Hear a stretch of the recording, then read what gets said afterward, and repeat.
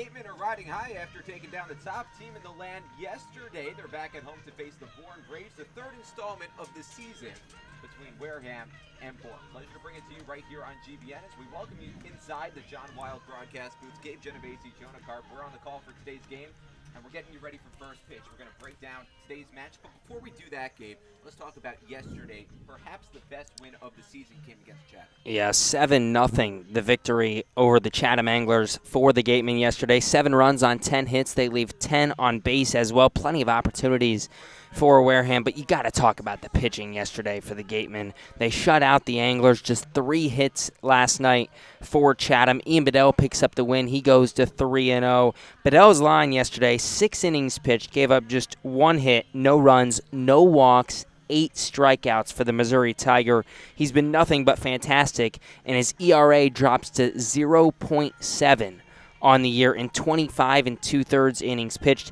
That's tops in the CCBL. Ian Bedell was what he has been all season, and that lightning-thunder combination between him and Trent Palmer was, again, off the charts yesterday. On offense, the Wareham Gatemen produced again. The final score was 7-0, and one guy who stood out, Braden Ward. Yeah, Braden Ward yesterday, 3 for 4 with a walk, 2 RBI single in the second inning, solo home run in the 5th inning, had the single in the 9th as well. I mean, every time you think Braden Ward might be going a little quiet, he was just 3 for 17 in his last 5 games before last night. He has a performance like that. He's been so good in the leadoff spot all season long. And because of that 7-0 victory, the Gatemen maintain their spot in first place in the Western Division. Yeah, first place in the West, now 14-11-1 on the year. They stay a half game up on Katuitt, who also won last night. And now this has become a fairly big contest with Bourne tonight because the Braves have now won 3 in a row. They're 10-14. Bourne still in 4th place in the West, but just 2 games back of 3rd place Falmouth. And Wareham to Bourne, 1 through 4 in the West, are now separated by just 4.5 games. It's a little bit of a race here with under 20 games to go. We were saying all season how the Eastern Division just looks a whole lot better than the Western Division, but it's kind of evened out now. It's 100% evened out. 8 of the 10 teams in the Cape Cod Baseball League have 12 to 15 wins. The only 2 that don't are in the West, so the West is still the weaker division, but Bourne now up to 10, and Hyannis still struggling at 5 wins. But everybody but Hyannis now in double-digit wins, and again, 8 of 10 with 12 to 15. We have a lot to talk about today. It's Bourne and Wareham, the 3rd installment, the season series tied at 1 apiece. We're going to break that down a little bit later. On the other side of this break, Addison has your pregame interview. You don't want to miss it. You're watching GBN. The 99 Restaurant is a proud sponsor of the Cape Cod Baseball League. Visit them in Centerville, Falmouth, Mashpee, Wareham, or Yarmouth this summer and try some local flavor from the winner of the Cape Times Best Restaurant for Takeout. The 99, always the real deal.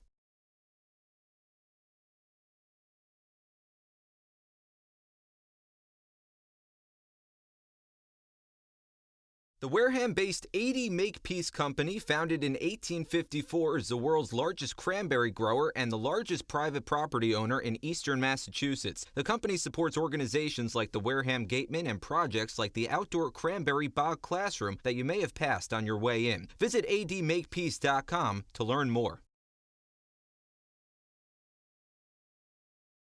The 2019 Cape League All-Star Game will be played at Eldridge Park, home of the Orleans Firebirds. Mark the date on your calendar, Sunday, July 21st. Game time is 6 p.m., but the gates open at 2. One highlight will be the home run hitting contest. There will also be an autograph session and a large merchandise village with items from many of the teams. Be sure to buy your tickets now right here at the merchandise stand. Tickets are just $5, and part of the proceeds will support our Wareham Gatemen.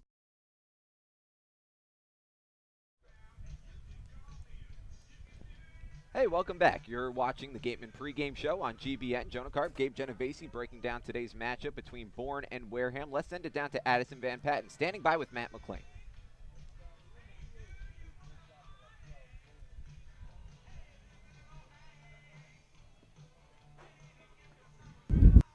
Thanks, guys. Addison Van Patten here with Matt McLean. Now, Matt, 3 of your 5 plate appearances last night were walks. Not too great for you that day. That has obviously has nothing to do with you.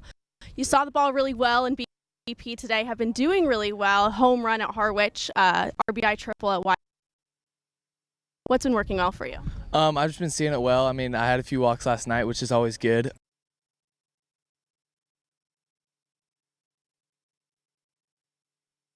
Super utilities for us so far this summer. You're back at right tonight. What have you liked so far, and how does it feel to be so versatile?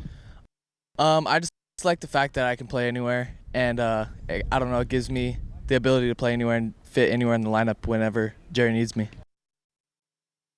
You work on differently than normal that makes you so versatile, or is that just a position you've always had? It's just something I think that I've always had. Yeah. You're in the 5-hole tonight. We've seen you in the second, back at sixth. What do you like better? It doesn't matter. Yeah. Not at all? Not at all. 5 and 6 is a little bit less pressure, obviously, than following up the lead off. Is there anything that you've seen that you feel like you've done better in? No, honestly, I don't know. I just go out there and hit. Now, this team tonight, they're lower in the rank, higher. We're in the first place right now. What does it mean to hold that position, and what are we going to do for the rest of the summer? Well, I mean, with playoffs coming up,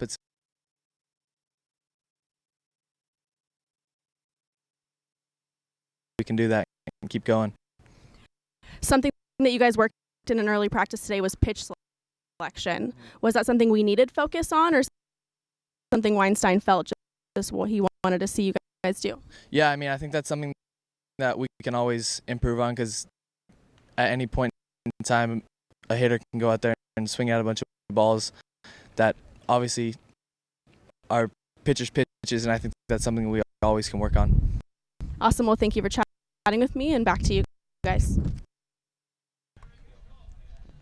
Thanks so much, Addison. Talking to Matt McLean, who reached base 4 times yesterday but didn't record a hit. He was hit by a pitch and walked 3 times. Hit by a pitch, walked 3 times. It actually ended a streak of 3 straight multi-hit games for Matt McLean, but hey, you'll take reaching base 4 times. I mean, he's been so hot as of late. It's been such a roller coaster season for Matt McLean. He started 7 for 22 this season, a .318 average. And then he goes 0 for 13 over a 4-game stretch. And ever since that bad 4-game stretch, he's been nothing but spectacular for the Wareham Gatemen, hitting .478 in his last 7 games. Batting .324 over his last 10, .500 over his last 5 games. Matt McLean is right in the heart of the batting order tonight, and he's right in the middle of an order that's been red hot so far. Well, for the last few games at least for the Wareham Gatemen, but it seems like almost every game this season, this offense has stepped up. We're going to break down tonight's matchup between Bourne and Wareham in just a bit. On the other side of this break, it's Javik and Ryan talking to you about what else is going on around the Cape. Stick around. You're watching the Gatemen Pregame Show on GBN. Cape Cod Healthcare is the leading provider of healthcare services for residents and visitors of Cape Cod, with 2 acute care hospitals and more than 450 physicians. For more information, please visit capecodhealth.org. Cape Cod Healthcare. Expert physicians, quality hospitals, superior care. Located in Wareham Crossing, Coastal Orthodontics knows the importance of a healthy smile. Dr. Kevin Oliveira and his team at Coastal Orthodontics are a patient-focused practice, delivering professional, effective orthodontic treatment based on the individual clinical needs of each patient, resulting in beautiful smiles in a timely manner. With 10 years of experience using Invisalign, Coastal Orthodontics uses the most up-to-date dental equipment. Cape Cod Coca-Cola thanks you for supporting the Cape Cod Baseball League and for refreshing yourself with ice-cold Coca-Cola products. Please remember to recycle your empty bottles, cans, and all other recyclable materials. It only takes 6 recycled plastic bottles to make a new baseball cap. Learning at Curry College extends beyond the classroom and is embedded in all that they do. Curry prepares students to engage in successful careers and active citizenship with a global perspective. Explore undergraduate majors, minors, and concentrations, including new majors in accounting, biochemistry, and software development. Online at curry.edu. Clobbered high and deep to right center field, and this one is gone. A home run. That home run's brought to you by Eastern Propane and Oil. Another scholarship for a deserving youth. Eastern Propane and Oil, we're in your neighborhood.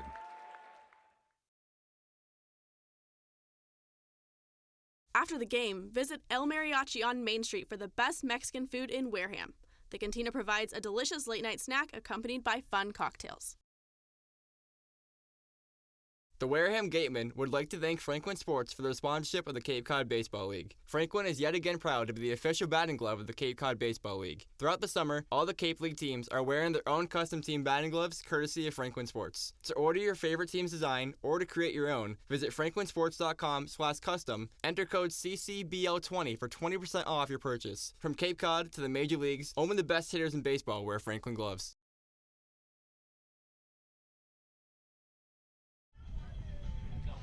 Hello, folks. Welcome back inside the GBN Pregame Show here on the Gatemen Baseball Network. Javid Blake alongside Ryan LeMay getting you set to take you around the Cape and a lot of good games yesterday. Ryan, what had stood out to you the most? I mean, I want to say Wareham versus Chatham, but I'm a little biased there. But there were some great games last night. Let's jump right into it. Let's jump right into it indeed. Katuitt took on Falmouth last night, maybe the second biggest game of the night if you don't include the Wareham one. Bo Hofstra got the win as Katuitt took down Falmouth 6-1. Nick Destrini got the loss, and Kyle Nicholas got the fourth save. Yeah, Falmouth coming kind of back down to earth here. We've seen the last couple of games. They lost to Bourne, and now last night they lost to Katuitt. Katuitt's pitching was fantastic. That's all. That's plain and simple. I mean, they had 15 Ks, only allowed one run, and Nick Gonzalez continues. Not really the greatest night. He's starting a new one. Yeah, he's starting a new on-base streak. Yeah. 24-game on-base streak ended against these Bourne Braves that'll be playing the Wareham Gatemen in just about 15 or so minutes. But he went 1-for-5 on the day, and the Katuitt pitching, 15 strikeouts yesterday and only allowed one run. That's just a recipe for success. Yeah, it really is. I mean, Katuitt, they don't really need the offense all the time. They have great pitching as well, and they displayed that last night. So when the offense isn't there, they need the pitching to step up. And that's what happened. And the YD Red Sox, well, they lost yesterday against the Brewster Whitecaps. A 7-4 final in 8 innings. Sean Fisher got the win. Tyler Dullard got the loss, and Sean Hurley got the save. And it was really a throwback to about 1905 from the Brewster pitching staff. Only 2 strikeouts all night long. Hey, sometimes 2 strikeouts is all you need. And, I mean, they got the result last night, so good for them. But TJ Collette went 1-for-2 with 3 RBIs, a big home run for him. So sometimes all you need is some dingers, and that's all. You don't really need strikeouts. And maybe the wildest thing of the night, the wildest game of the night, is Bourne versus Hyannis. Bourne won that one 4-2. Jared Poland got the win. John Scarollo got the loss, and Kieran Shaw got the save. But that 8th inning in that ball game was just absolutely nuts. Yeah, that 8th inning was out of this world. I mean, they scored 2 runs in the 8th inning, 2 wild pitches in the first at-bat, scored Golenki on a wild pitch, and then Greer scores on Xavier Warren's 5-3 comeback. I mean, that's crazy. What a performance by them. Which is just crazy. Hyannis, they were tied 2-2, 2 straight wild pitches. Greer scored on a ground out to the third baseman by Xavier Warren, who's in the lineup tonight for Bourne, and that really helps them a lot. That helps them create a huge gap between them and Hyannis, and really Hyannis, they're on the brink of 20 losses already. Yeah. I mean, if you were going to ask me last week if Bourne was a playoff team, I'd probably say no, but looking at these last couple of results, I mean, they've had impressive wins over Katuitt, and I mean, they look really good. So I'm not gonna. I mean, their offense is still not completely there yet, but they're middle of the pack, so they look respectable. And Orleans won last night, and the guy getting the win, your favorite player in the Cape Cod Baseball League, Zebulon Vermilion, getting the win, his first victory of the season. Tommy Vale getting the loss, and Connor Pellerin got the save. I will automatically cheer for any player who has a name like Zebulon Vermilion, so I'm gonna put that right out there right now. But he was fantastic last night.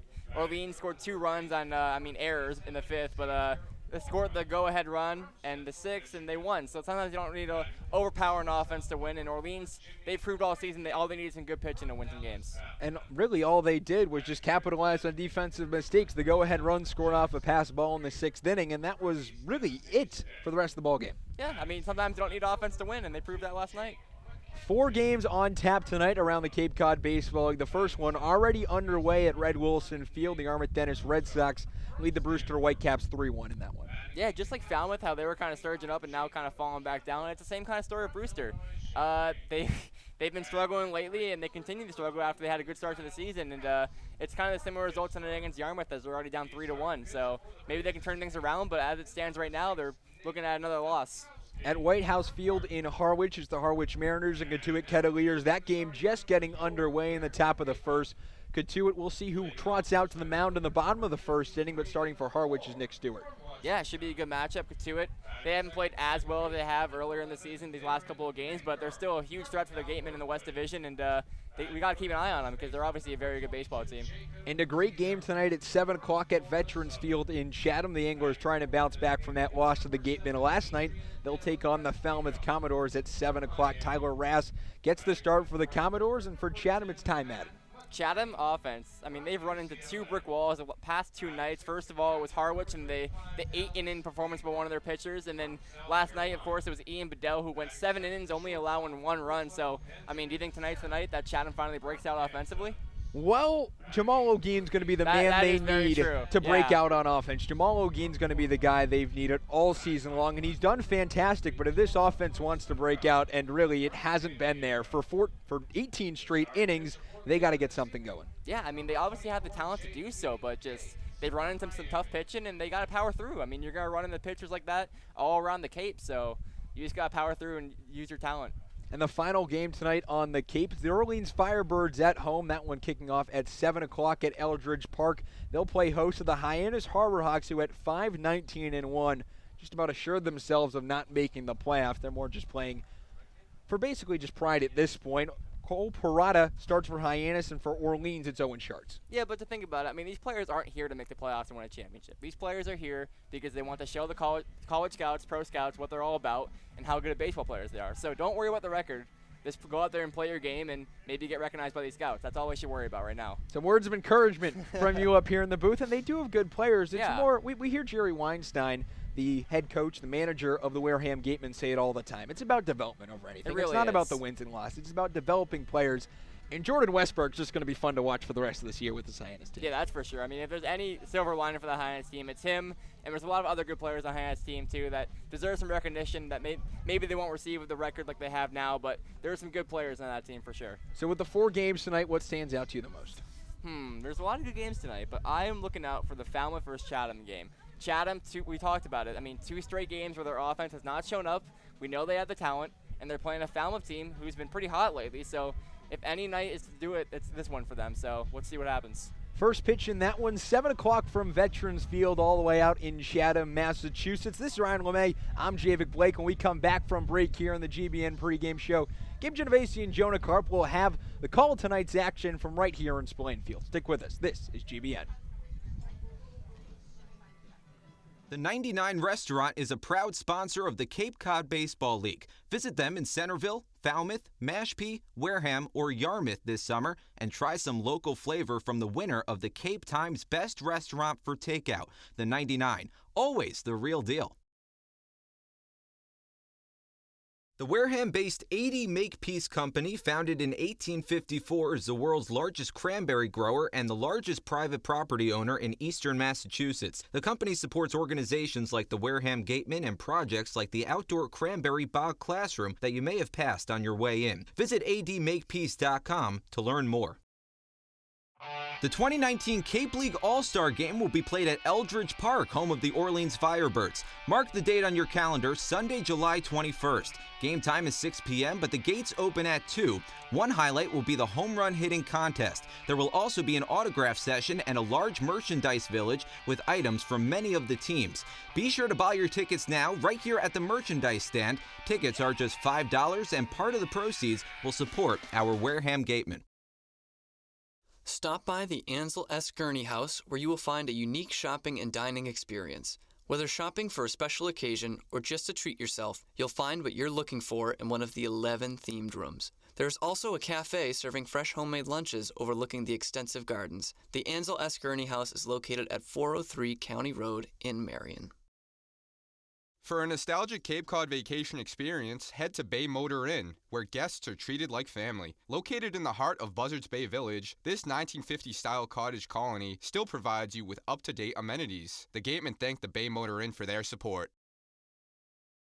The Bay Point Golf Club offers a unique collection of 18 championship golf holes, a beautiful banquet facility, and a club host that has a fully stocked pro shop. The Bay Point Grill is a perfect place to grab a meal or watch a game. The course is located off Onset Avenue in Buzzards Bay. The Gatemen thank you for your support.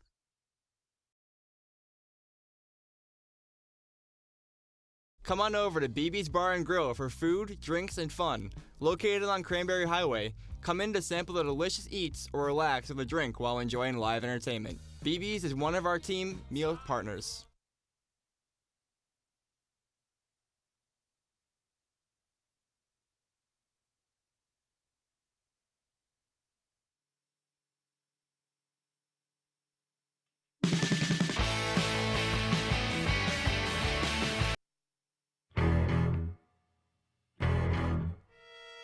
You're listening to the Gatemen Baseball Network, home of the defending champion Wareham Gatemen.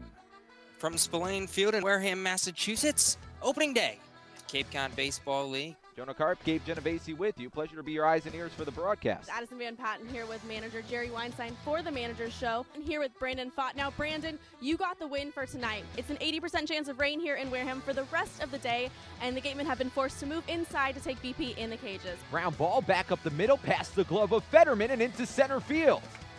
Andrew Thomas comes home to score. Cam Guangarena right behind him, and Chad Stevens pulls in at first base with a 2-run single. Hard ground ball up the middle, a base hit into center field. Rudick rounds third, he's coming home. Nits an RBI single for Cam Guangarena. Wareham leads 1-0. Cut on and miss, strike 3. Swing and a miss, strike 3. Strikeout number 5 for Trent Palmer. That ball is gone. Adrian Del Castillo breaks the game open with a 3-run jack. 11-5 Gatemen. Slapped up the middle, a base hit into center field. Beaver scores easily. Antico rounding third. The throw to the plate is not in time. Line drive over the head of the second baseman Olsen and into right field. Braden Ward comes home to score. Darren Baker pulls it at first with an RBI single, and it's 7-5 Wareham. And the Gatemen win 5-0 here in Game 1 of the doubleheader. And that'll do it. First 9-inning shutout for Wareham pitching this season. 6-0 the final score from Cotuit, Massachusetts. Now, here are the voices of the Gatemen: Jonah Karp, Gabe Genovesi, and Addison Van Patten.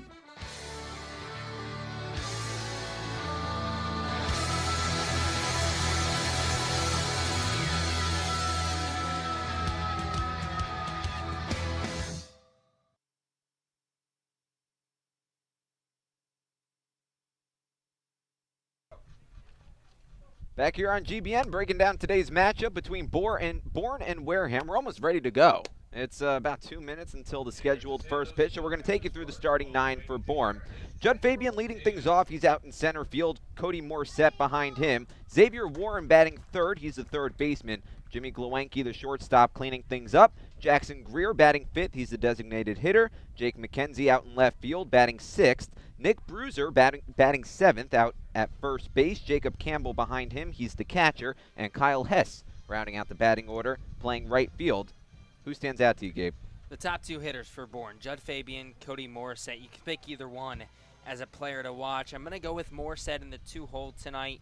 11 RBI for this Bourne team, hitting .309. The 309 average is, well, the highest average on the team with the amount of at-bats he has, 55 at-bats this summer. So let's go with Cody Morissette in the 2-hole.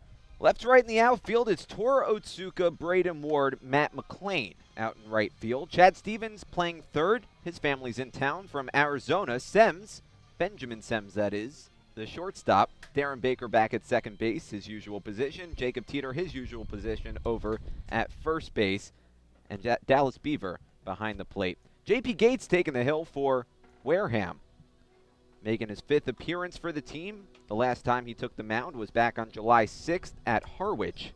This is his first time back home taking the hill since he faced Harwich back on June 20th. That was his debut. It was a 3-1 loss to the Mariners. Only went 1 inning in that game. Started that game. His longest outing came in his last appearance. He went 3 1/3 innings, allowed 1 run, gave up 5 hits, struck out 4, walked 1. Has an ERA of 3.85 this summer, a win-loss record of no wins and 2 losses in 4 games pitched, 9.1 innings. Given up 13 hits, walked 2, struck out 9. Just about ready to go. a beautiful 74 degrees here at Spillane Field. Thanks for spending your Thursday evening with us. Jonah Karp, Gabe Genovesi, Addison Van Patten. Pleasure to be your eyes and ears for the broadcast. Judd Fabian will lead things off. Cody Morissette batting second. Xavier Warren in the hole. First pitch on the way to Judd Fabian. Misses well outside, and we're underway. 1 ball, no strikes. 6:46. First pitch. Got a smattering of clouds in the sky. Not cloudy per se. Fastball misses low and away. 2 balls and no strikes. But not blue skies either. Mild overcast. A little bit of wind, not too much, blowing right to left. Pitch from Gates. Nips the outer corner. First strike of the ball game, 2-1. All 3 outfielders playing fairly deep. All 3, well, the 2 middle infielders are also playing deep. The pitch. On the outside corner again. Count even, 2-2. J.P. Gates from Brooksville, Florida. He pitches, plays a little bit of first base. Deals. Misses low and in. That's a 3-2 count to Fabian.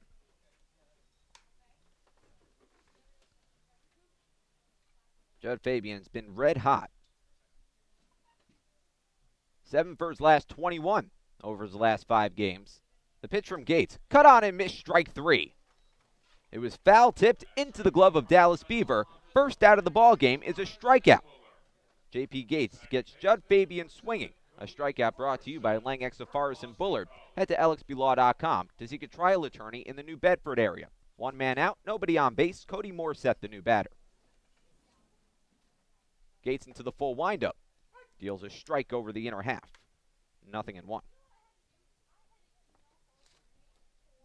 Timothy Carey calling the balls and the strikes tonight. Robert Wilson, the first base umpire. Mickey Garcia, the third base umpire. Top of the first, no score.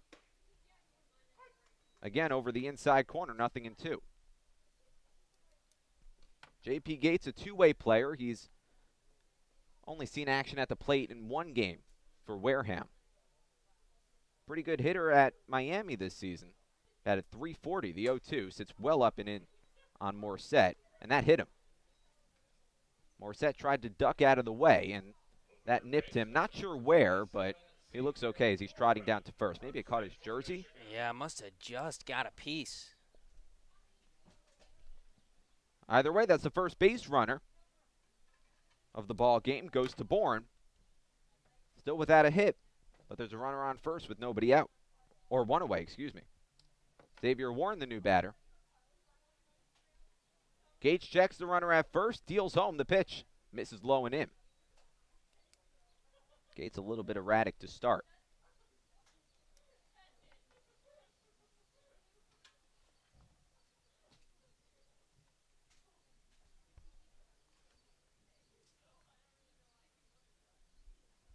Gates, a rising sophomore at Miami. Fires one over the outside corner, 1-1. Batted .340 this season, but didn't pitch after May 8th until this summer.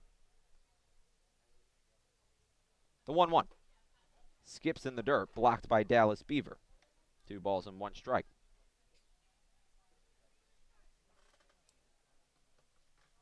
One of the youngest players on this team. Born in December of 1999. Runner takes off, and he's picked off. Jacob Teeter fires to second. It gets away from Benjamin Sems and skips into center field. Cody Morissette makes it easily to second base, and now there's a runner in scoring position with 1 away. Oh, that's one of those where you can't believe it. I mean, what a move from J.P. Gates. Morissette was, he was trapped. He was done for in between first and second. The 2-1. Misses low and in. 3 balls and 1 strike. I will say Teeter threw it a tad early. Sems wasn't at the bag yet. But, Jacob Teeter's thinking, I can't let him get to second base. Sems has got to come up with that. Now Morissette has a big lead off of second. Gates catches the outside corner, 3-2. Jimmy Gluenke on deck. Runner on second base, one away, top of the first, no score. Warren, the third baseman. Batting .278 over his last 5 games. Rips this one in the air, out to left field, chasing Otsuka toward the corner. And he has to play it on a hop. Digging for second as Xavier Warren pulls in safely as the run comes home. Cody Morissette scores from second base, and that breaks the ice. Bourne on top, 1-0. Otsuka made a heck of a play to keep that in front of him. Kind of just reached his glove out there and ended up snatching that before it rolled to the wall. The throw in was a little weak. Sems had to cut it off, but Benjamin Sems didn't realize that Warren was taking off for second. I think if he knew, that's a snap throw to second and an out.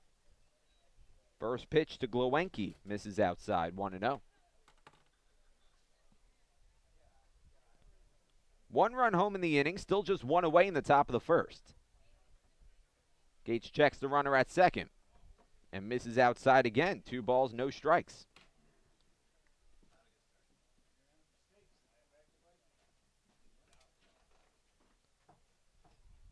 A rocky start so far for J.P. Gates.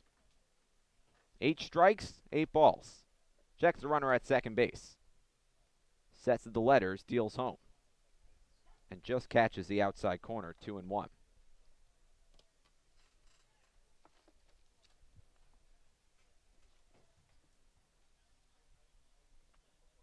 Gluenke 19 for 72 this season, .263 batter, no homers, 8 RBIs. Pops this one in the air, foul ground, Beaver circling under it, takes a look and reaches but can't hold on. Well, Beaver got there and it stayed in play, but just couldn't corral it. And it's a 2-ball, 2-strike count to Gluenke.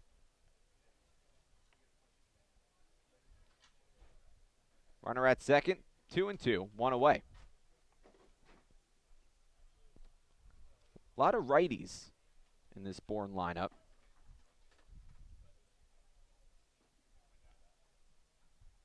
The 2-2. Misses low and away, 3-2. Second straight batter. A full count has been issued. Well, this is a Braves team that has had a recent offensive surge. They're on a 3-game win streak. Sitting tight at 4th in the Western Division. High chopper left side of the infield. Picked on a hop by Sems. Fires to first in time as the runner goes to third. 2 away. The last time Wareham faced Bourne, it was a few weeks ago, well, a little over a week ago, July 3rd. And at that time, Bourne was dead last in almost every offensive category. They're still near the bottom, but not quite at the bottom. Lifted in the air, out to right field. Shallow right, McLean chasing in. Teeter going back, reaches. He can't make the catch. And another run comes home. Jackson Greer stops at first with an RBI as Xavier Warren trots to the plate. 2-0. Nothing anybody could do about that one. Lazy blooper out to shallow right, and, well, no one could get there. Teeter laid out for that ball, couldn't get there, and out of the reach of Baker. First pitch to McKenzie sits low and away, 1-0. One of those dying quails that dies in no man's land. The 1-0. Good breaking ball. Gets McKenzie to bite, 1-1.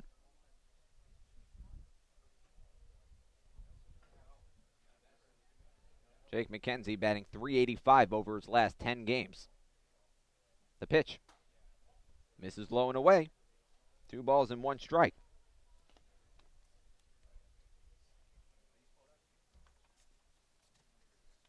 Gates has thrown 24 pitches already. Sets the letters, checks the runner at first. 2 runs home in the inning, 2 away, and misses outside again. 3 balls and 1 strike to McKenzie. Jake McKenzie, the left fielder from Wallingford, Connecticut. A-10 Rookie of the Year, played baseball, basketball, and water polo in high school. Chops this one foul down the third base line. And the count runs full once again.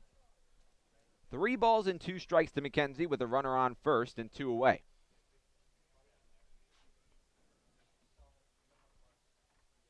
Two runs home in the inning. Top of the first, 2-0 Bourne. Pitch number 28 upcoming for Gates.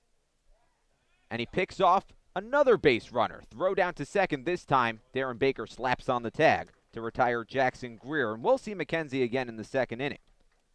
But Bourne scores twice in the top of the first. It's 2-0 with the Gatemen coming to bat when we return. Stick around on the Gatemen Baseball Network. After the game, visit El Mariachi on Main Street for the best Mexican food in Wareham. The cantina provides a delicious late-night snack accompanied by fun cocktails.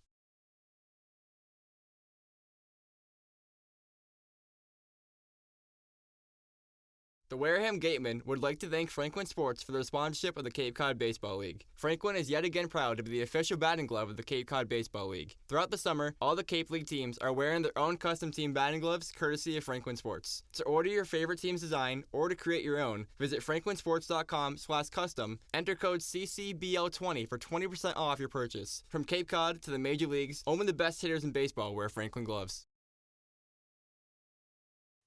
Come as you are, sit down, and relax at the deck of the Gateway Tavern.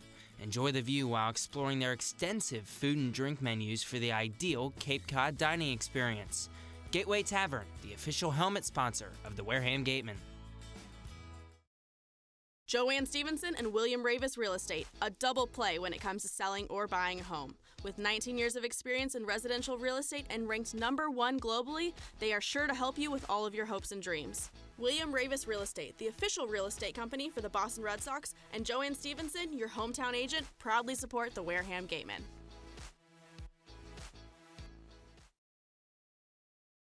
Located on the Cape Cod Canal, Keystone Place at Buzzards Bay is the area's newest rental independent living, assisted living, and memory care community. With some of the area's largest apartments and an ultra-inclusive monthly service package, Keystone Place is a life-fulfilling retirement community unlike any other. Discover Keystone Place, the best option in Cape Cod. One of the Gatemen's favorite places for their post-game meals is Cool Cone, where you can get anything from fried clams and fried chicken to an ice cream sundae, and then top it all off with a round of mini golf. Cool Cone, located on Route 6 on the Wareham-Marion line. Bottom of the first inning. Who let the dogs out? Blasting over the loudspeakers. It's Bark at the Park night here at Spillane Field. So far, the Gatemen digging themselves a hole. 2-0. Braden Ward will lead things off. Darren Baker behind him. Jacob Teeter batting third here in the bottom of the first inning. Nick Dumkowski from West Springfield, Massachusetts. Starting today for Bourne. Already working with a cushion. First pitch in the bottom of the first. Taken for a strike, 0-1 to Ward. Braden Ward, the center fielder for the Gatemen tonight.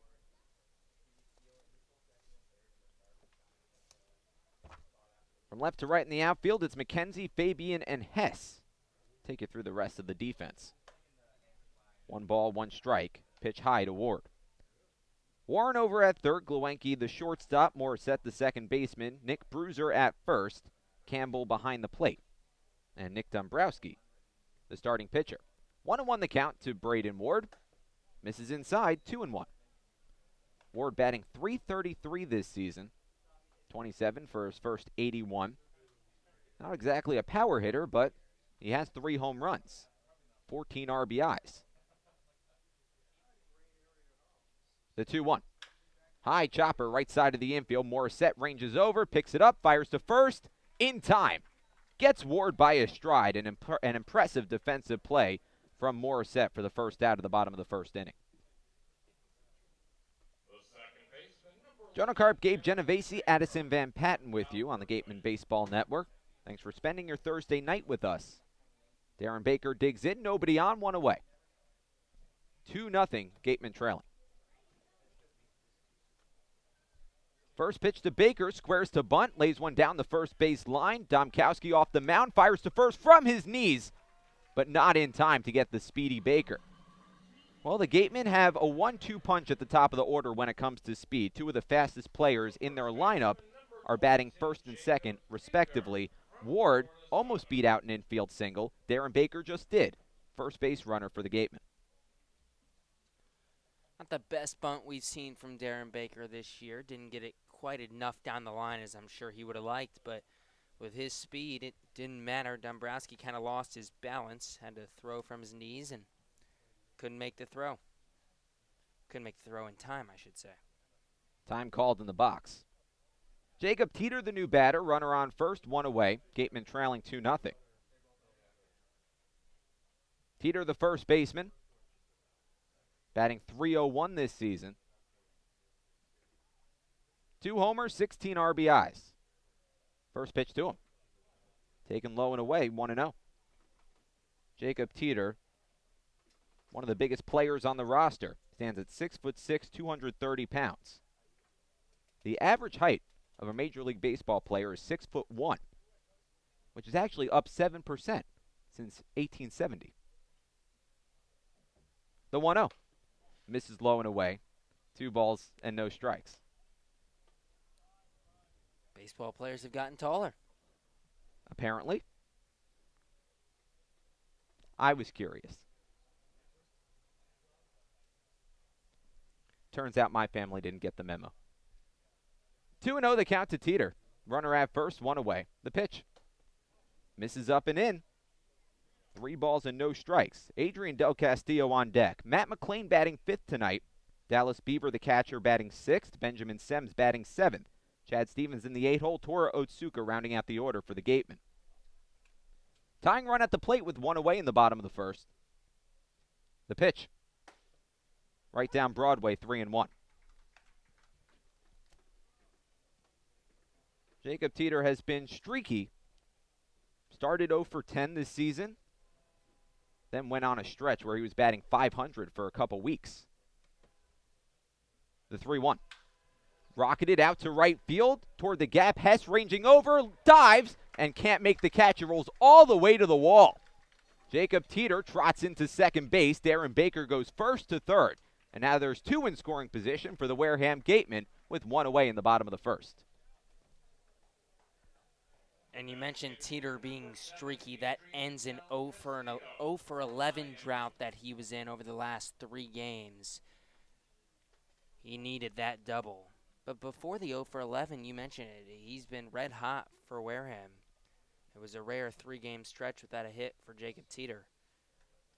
And he launched that ball to the gap. And now 2 in scoring position for the cleanup man, Adrian Del Castillo. Left on left matchup, first pitch to him. Taken for a strike right down the middle, 0-1. Del Castillo, a .300 batter this year. He also has 3 homers. He has 15 RBIs. 24 for 80, a late addition to this roster. Just finished his freshman campaign at Miami, the 0-1. Fouled off, 0-2.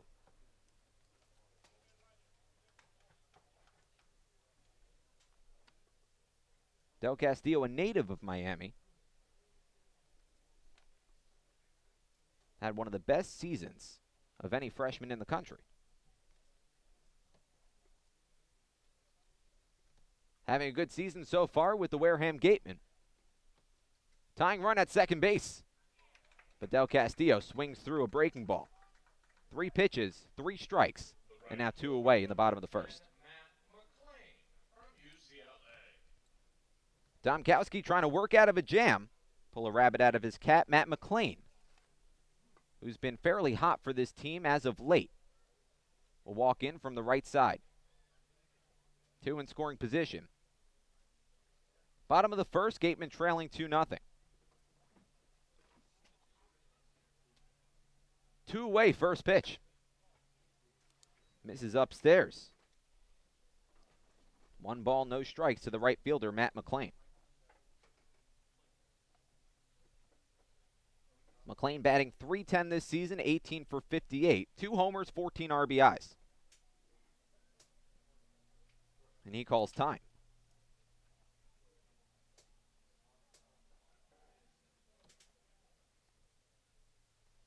McLean batting an even .500 over his last 5 games. .324 the batting average over his last 10. 1-0 the count to him. Domkowski misses up and away. 2 balls, no strikes. McLean just finished his freshman year at UCLA. Was drafted out of high school by the Diamondbacks in the first round. Turned down $2.6 million to play for UCLA, his dream school. Batted just above 200. The 2-0. Nabs the outer third, 2-1. Darren Baker at third, Jacob Teeter at second. 2 away in the bottom of the first, 2-0, Bourne. Dallas Beaver in the on-deck circle. Wind starting to blow right to left. A little bit stronger than it was at the first pitch. And time called in the box.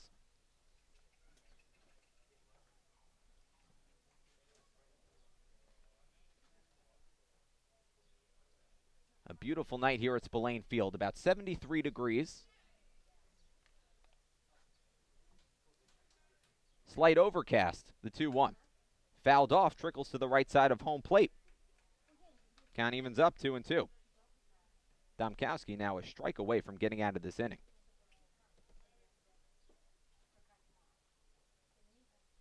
McLean from Tustin, California, stands at just 5'9", 175 pounds. One of the few right-handed batters that the Gatemen possess. Faces the southpaw Domkowski. Comes set at the belt, kicks, delivers, a 2-2. Lifted in the air, out to left field, drops in front of the left fielder McKenzie. Plays it on a couple hops. 1 run comes home to score. Teeter racing to the plate and dives in safely as the throw is cut off.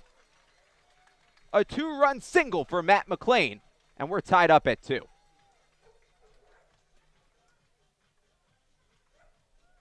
And that's exactly what the doctor ordered for Wareham. Matt McLean, stay hot, young man. RBIs number 15 and 16 on the season for McLean.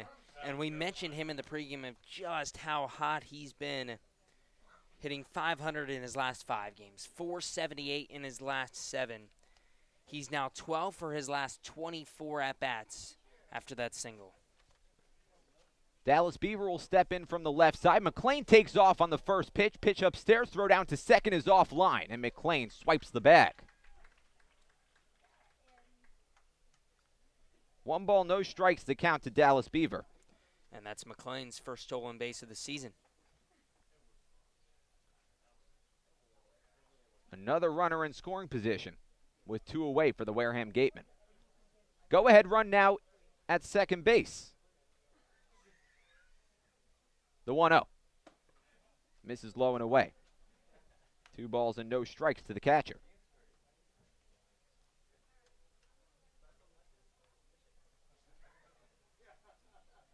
Beaver transferring to the University of South Carolina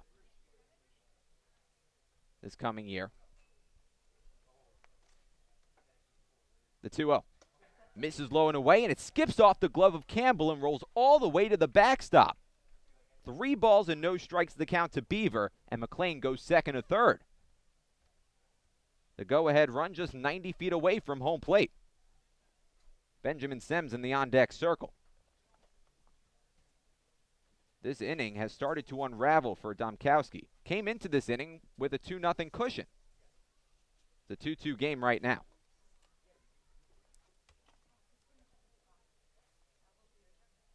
Three 3-0 the count.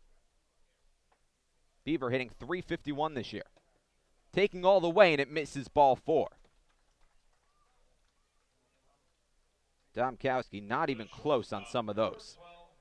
A 4-pitch walk issued to Dallas Beaver, and now there's runners at the corners with 2 away, and that'll earn a talking to. Beaver at first, McLean at third. 2 outs in the bottom of the first. 2-2 the score. Well, if you haven't already, head to gatemen.org for the full schedule and registration information of the youth clinics. It's an opportunity to learn from the pros for kids ages 5 to 18.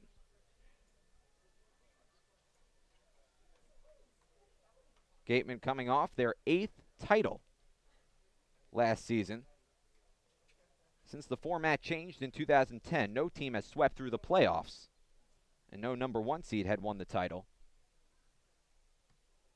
Gatemen in first place in the Western Division coming into this ball game, coming off a 7-0 victory against Chatham yesterday.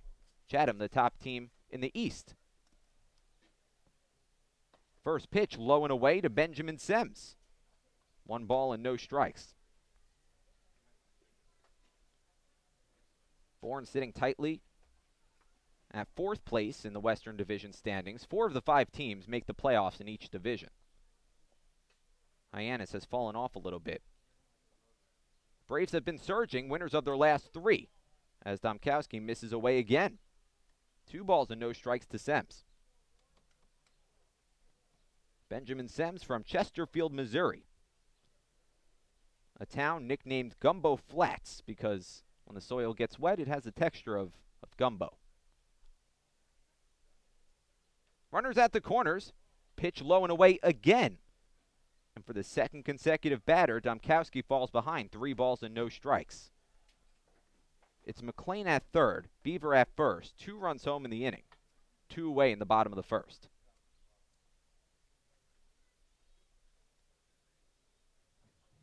A long look in for Domkowski. Now comes set at the belt. The 3-0. Right down the middle, 3-1. Chesterfield, the hometown of a number of notable athletes. Ryan Howard, Kurt Warner, Max Scherzer among them. Perhaps Benjamin Sims will be talked about one day in the same light. It would help if he could tally an RBI here. The 3-1. Upstairs, ball 4. Well, he gets on base. Back-to-back walks for Domkowski. And that loads the bases with 2 away in the bottom of the 1st. And he went from striking out Del Castillo and being an out away from getting out of the inning unscathed to the 2 RBI single and now 2 straight walks. Talk about a long first inning here at Spillane. The Gatemen need a hit. Chad Stevens, the new batter, another right-handed batter, pops one up on the first pitch, and Hess drifts under it. The right fielder, staying with it, makes the catch above his cap to end the inning. The Gatemen leave the bases loaded in the bottom of the 1st. But they plate 2 to knot up the ball game. 2 runs on 3 hits and 3 left aboard. After 1, we're tied at 2. Stick around on the Gatemen Baseball Network. Joanne Stevenson and William Ravis Real Estate, a double play when it comes to selling or buying a home. With 19 years of experience in residential real estate and ranked #1 globally, they are sure to help you with all of your hopes and dreams. William Ravis Real Estate, the official real estate company for the Boston Red Sox, and Joanne Stevenson, your hometown agent, proudly support the Wareham Gatemen.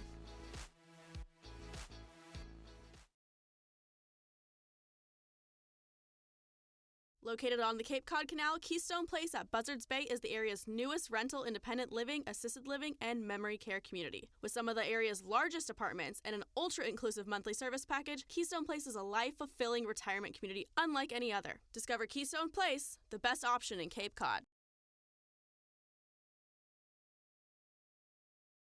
One of the Gatemen's favorite places for their post-game meals is Cool Cone, where you can get anything from fried clams and fried chicken to an ice cream sundae, and then top it all off with a round of mini-golf. Cool Cone, located on Route 6 on the Wareham-Marion line.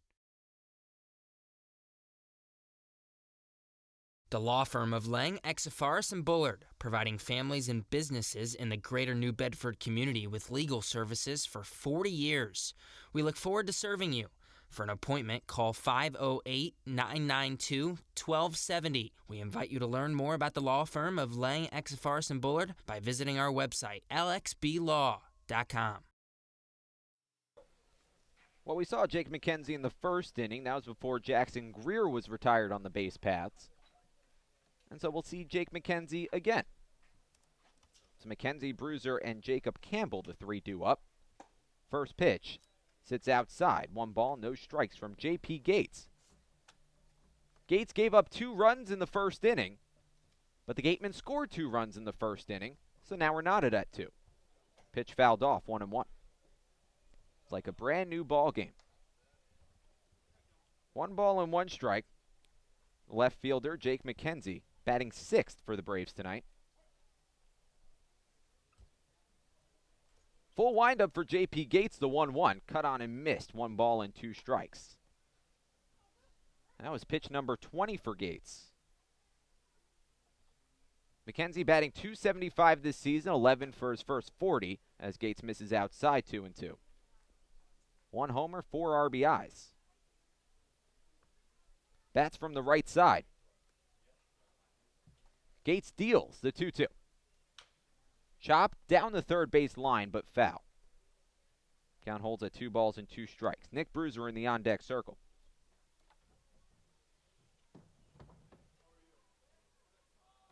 McKenzie, the rising junior, at Fordham.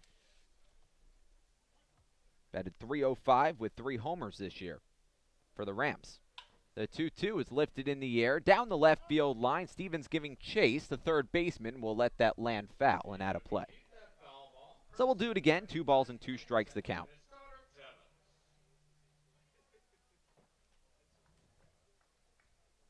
McKenzie was a stolen base machine with the Rams.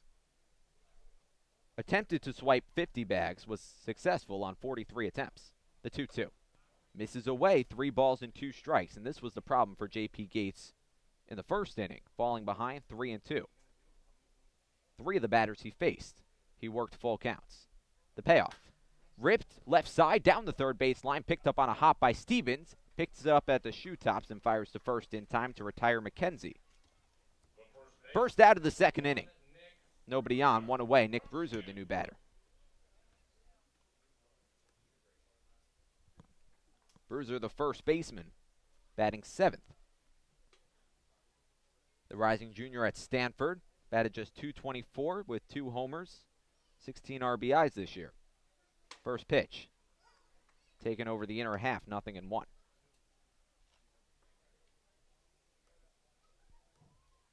In high school, Nick Bruiser was a 3-time state champion. 2016 National High School Home Run Derby champion. The 0-1. Misses outside. 1 ball and 1 strike. The native of Chandler, Arizona. 6'3", 205 pounds. Right-handed batter, the 1-1. Misses outside again. A fastball from J.P. Gates, 2-1. Bruiser batting just .225 in the Cape. 7 for his first 31. Looking for his first homer. Does have an RBI. Pops this one up. That's going to stay in the infield. Jacob Teeter ranges back and makes the catch just on the edge of the outfield grass. The first baseman retires his counterpart for the second out.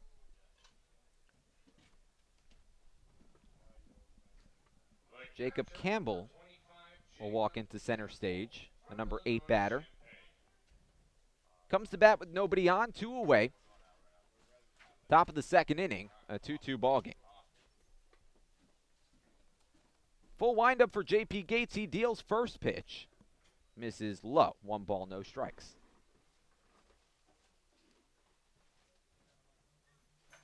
Campbell, the rising sophomore at the University of Illinois Champaign. 1-0 the count to him. The pitch, fouled off. 1-1. Didn't have the best of seasons this year, just a .196 batting average, 2 homers, 11 RBIs.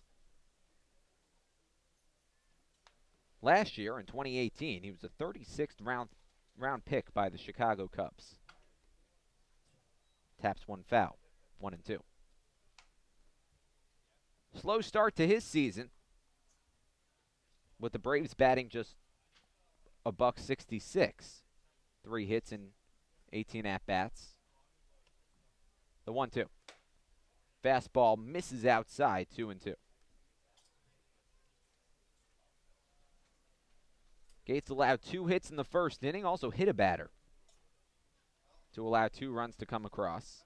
2-2 the score right now. The 2-2 count is fouled off. So we'll do it again, 2-2. Campbell from Janesville, Wisconsin.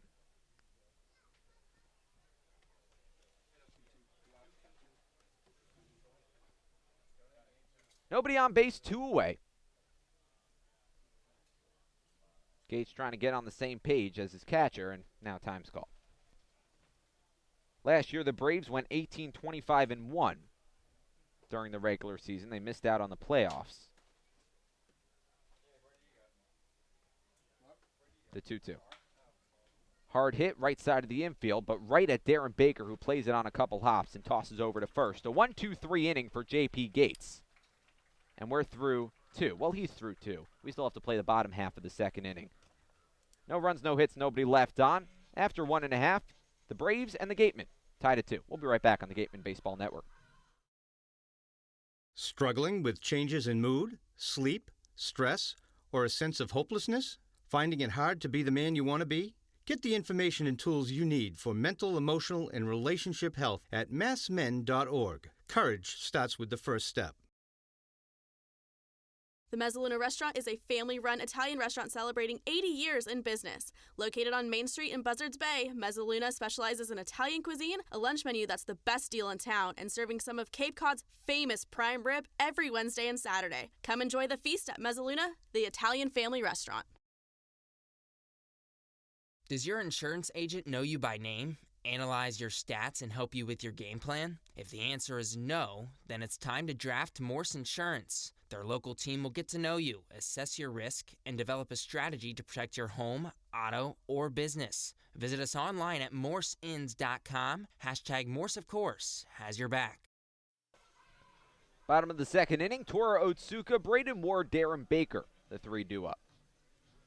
Tie ball game at 2 apiece. J.P. Gates just pitched a 1-2-3 inning for Wareham. Number 9, number 1, number 2 will be the 3. Tora Otsuka will be the first man up. The left fielder, who has been scorching hot over his last 5 games. Otsuka batting .455, 5 hits and 11 at-bats. Batting .417 over his last 10. It's been a mainstay at the number 9 spot. But it's been a rotation between him and Mike Antico and Matt Rudick as Otsuka rips one foul, 0-1. Otsuka didn't play yesterday. Matt Rudick batted 9th, went 0 for 4. And neither Rudick nor Antico in the lineup tonight. Breaking ball down the center of the zone, 0-2. So it's Otsuka in left field, Matt McLean out in right field, with Chad Stevens playing third base.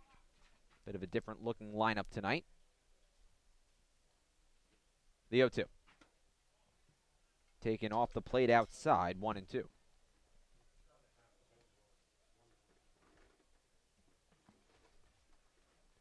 The last time these two teams met, it was a 7-5 victory for Wareham here at Spillane Field back on July 3rd. Time called. Otsuka went 2 for 3 in that game, scored a run.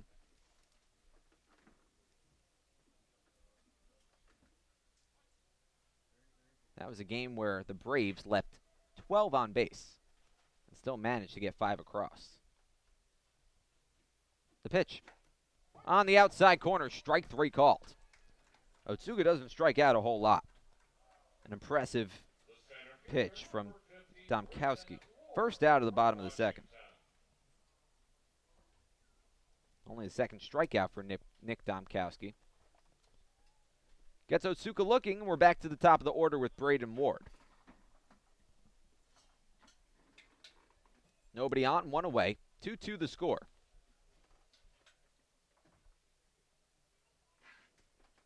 Ward squares to bunt. Pulls his bat back and takes a pitch right down the middle, 0-1. Ward grounded out to the second baseman Morset in the first inning. He's 0 for 1.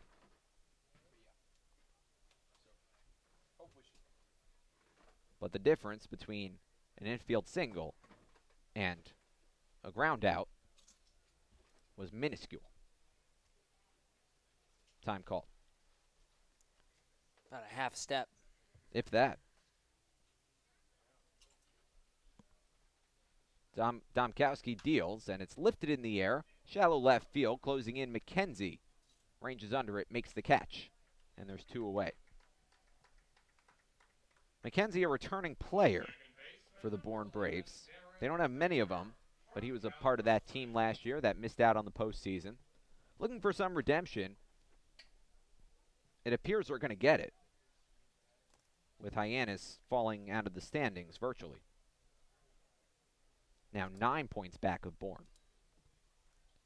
First pitch downstairs to Darren Baker, 1-0.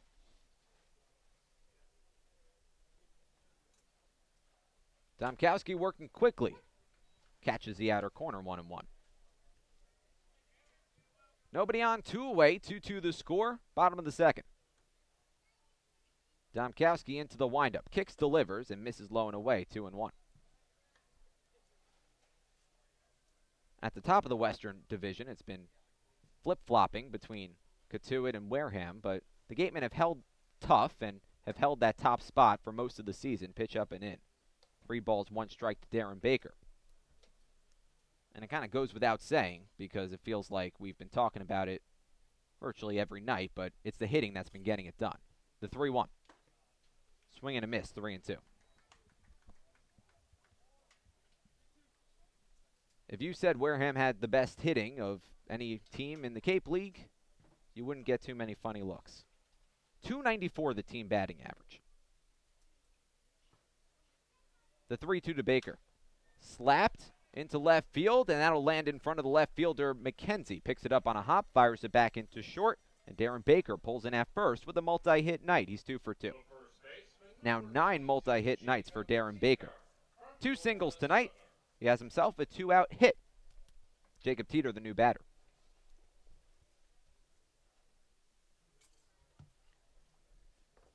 And Baker doing what we've seen all season long, just kind of poking the bat out there in the outer half and doing enough to flick it the other way. So good at taking balls to the opposite field. First pitch to Teeter's a fastball right down the middle, 0-1. Well, the NCAA came out with an article about the best hitters in the Cape League, and, well, those two, Baker and Teeter, were in that article. Pitch low and away, 1-1. 2 of the 9 guys listed, and Teeter, the only Division II guy listed. Jacob Teeter has had quite the season. Snapped out of a cold stretch with a double in the first. Baker takes off, pitch up and in, throw down to second's a good one, but not in time to get Darren Baker. He swipes the bag, and now there's a runner in scoring position with 2 away in the bottom of the second. 2 balls and 1 strike the count to Jacob Teeter. This Braves pitching staff has been keeping them afloat. Big reason why they're on a 3-game win streak right now. They have the lowest ERA of any team in the Western Division. The 2-1. Just misses outside. 3-1. Which is odd because they don't really strike out too many batters. In fact, they have the fewest amount of strikeouts of any team in the Cape League. And sans Hyannis, they allow the highest batting average. The 3-1. Misses inside, ball 4. Runners on first and second for the Wareham Gatemen with 2 away in the bottom of the second inning for Adrian Del Castillo. Third walk from Nick Domkowski. Del Castillo 0 for 1. He struck out swinging in the first. Go-ahead run off second base. Darren Baker. Jacob Teeter at first. First pitch. Right down the middle, 0-1.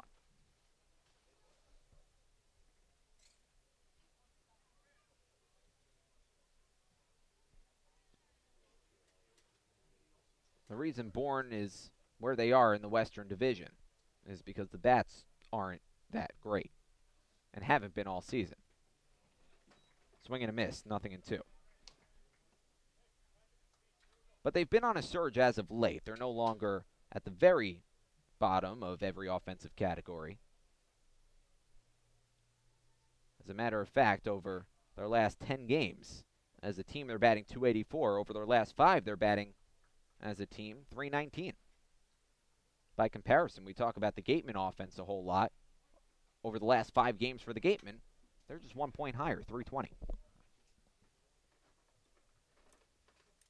2 on, 2 away, 0-2 the count. The pitch. Fisted foul and out of play. Count holds at 0-2. Matt McLean on deck.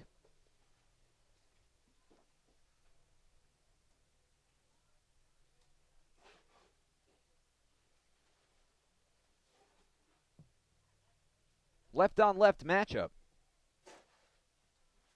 Domkowski checks the runner at second. Deals. Slapped in the air, left center field. Fabian chased back, makes the catch. And that'll do it for the second. Gatemen leave 2 stranded, no runs on a hit, 2 men left after 2. We're still knotted at 2. We'll be right back for the top of the third. Back here on the Gatemen Baseball Network. Stick around. Northeast Maritime Institute's College of Maritime Science is a proud sponsor of the Wareham Gatemen. If you're looking for a career at sea, look to NMI's program of education, adventure, and employment on northeastmaritime.com, America's premier 2-year maritime college. Office Technology Group is a southeastern Massachusetts source for advanced digital copiers, printers, and document solutions. From Toshiba to Epson and everything in between, they've got you covered. Shop now at otgne.com. Large enough to serve, small enough to care. Back here inside the John Wild broadcast booth, Jonah Karp, Gabe Genovesi. We're on the call for tonight's game. Right now we're tied at 2. It's been an eventful game so far. Let's send it down to Addison Van Patten with more. Guys, yeah, JP Gates, our starting pitcher for tonight, he took a little bit of a break these past couple days. Monday morning, he woke up, he had a sore throat, he wasn't feeling too well, he had a visit to the team doctor, didn't travel with the team the past 2 days, but now he's here for the start today. I talked to him earlier, and he said he's feeling better, it's a new day, and he's ready to play some ball, and that he has done. Sending it back to you guys. Thanks so much, Addison. Well, JP gave up 2 runs in the first inning, and in the second inning, bounced back with a perfect inning, 1-2-3. 1-2-3 in the second, and you hope you can get at least this third inning out of Gates. If not, the fourth. We'll see how long he goes tonight, but you'd love if you can get a couple more scoreless innings. JP Gates will face 9-1-2 in the Braves order. Top of the third inning. Kyle Hess, the lone Brave, the lone starting Brave, to not take an at-bat so far. Here it is, first pitch. Ripped down the right field line. That's twisting foul, and that'll land foul. 0-1. Kyle Hess, the right fielder.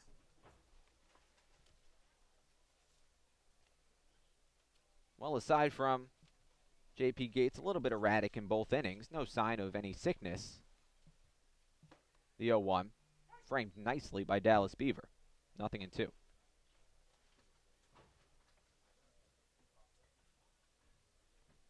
Hess batting .222 in his first 36 at-bats with the Braves. 8 for 36, and he gets hit right above the numbers. Tried to duck out of the way, and that caught him right below the neck and right on the shoulders.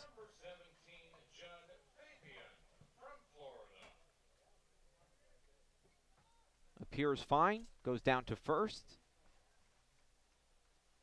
And the leadoff man is on for the first time today for the Bourne Braves. And we're back to the top of the order with Judd Fabian. A strikeout victim back in the first inning, 0 for 1. Throw back to first. Hess back to the bat.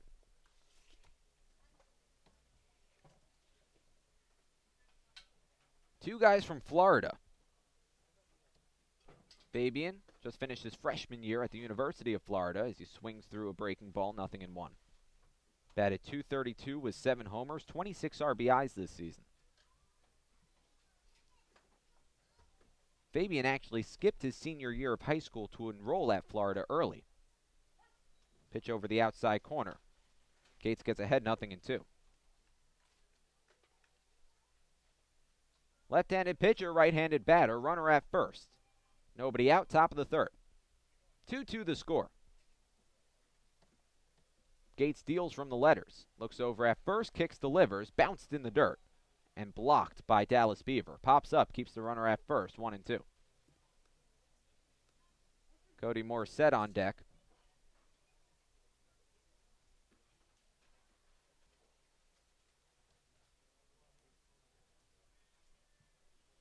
Fabian struck out 45 times with the Gators this season. Another throwback to first. Hess back in safely. Batting .307 this summer. 3 homers, 7 RBIs. Another throwback to first. Hess not taking much of a lead. Count holds at 1 ball and 2 strikes to Judd Fabian.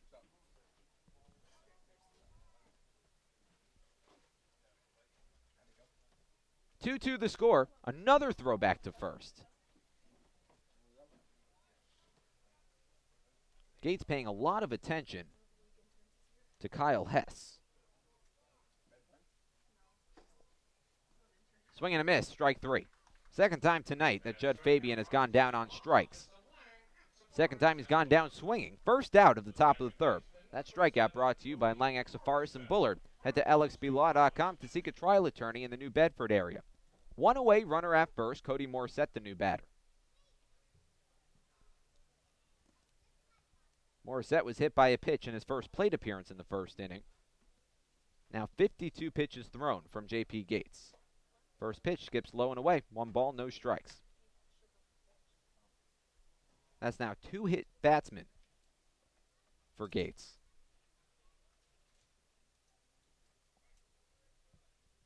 Left on left matchup.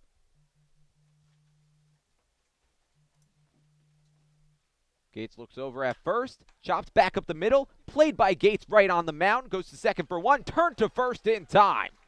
J.P. Gates turns a double play to end the inning. 1-6-3 on your scorecard. That double play brought to you by TM Ryder Insurance Agency. Package your home and auto insurance for the perfect double play. We're through 2.5, and we're still knotted at 2. J.P. Gates getting the job done, both on the mound and in the field, playing his position well. Tie ball game at 2. We'll be right back on the Gatemen Baseball Network. Need physical therapy? Select Physical Therapy works directly with you and your physician to create a plan of care that meets your goals and needs, with 6 locations on Cape Cod and more across the country. Select Physical Therapy is the official provider of athletic training for the Wareham Gatemen. Soft as a Grape has 10 retail locations on Cape Cod. So even when you're cheering on your Gatemen at any away games, stop into a Soft as a Grape store for the best Cape Cod products. No trip to the Cape is complete without a trip to Soft as a Grape. South Coast Health Operators of Charlton Memorial, St. Luke's, and Toby Hospitals delivers an unmatched combination of clinical excellence with a personal touch. They are proud to serve as Southeastern Massachusetts and Rhode Island's only not-for-profit health system, as well as the region's largest employer. South Coast Healthcare, plus something more.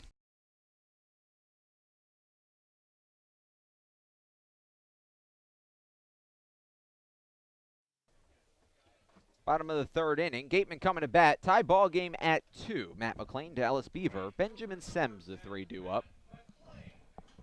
Nick Domkowski allowed 2 runs to come across in the first inning. But it's like a brand new ball game with the score even. McLean singled and swiped a bag in the first inning. That was a 2-run single. First pitch to him. Taken low and away. 1 ball, no strikes. A beautiful night here at Spillane Field. A Thursday night. The 1-0. Catches the outer corner. 1 ball and 1 strike. Jonah Karp, Javik Blake with you. The pitch. Waved at and missed. Pretty breaking ball. 1-2. Light shining bright here at Spillane Field, almost an hour into this ball game.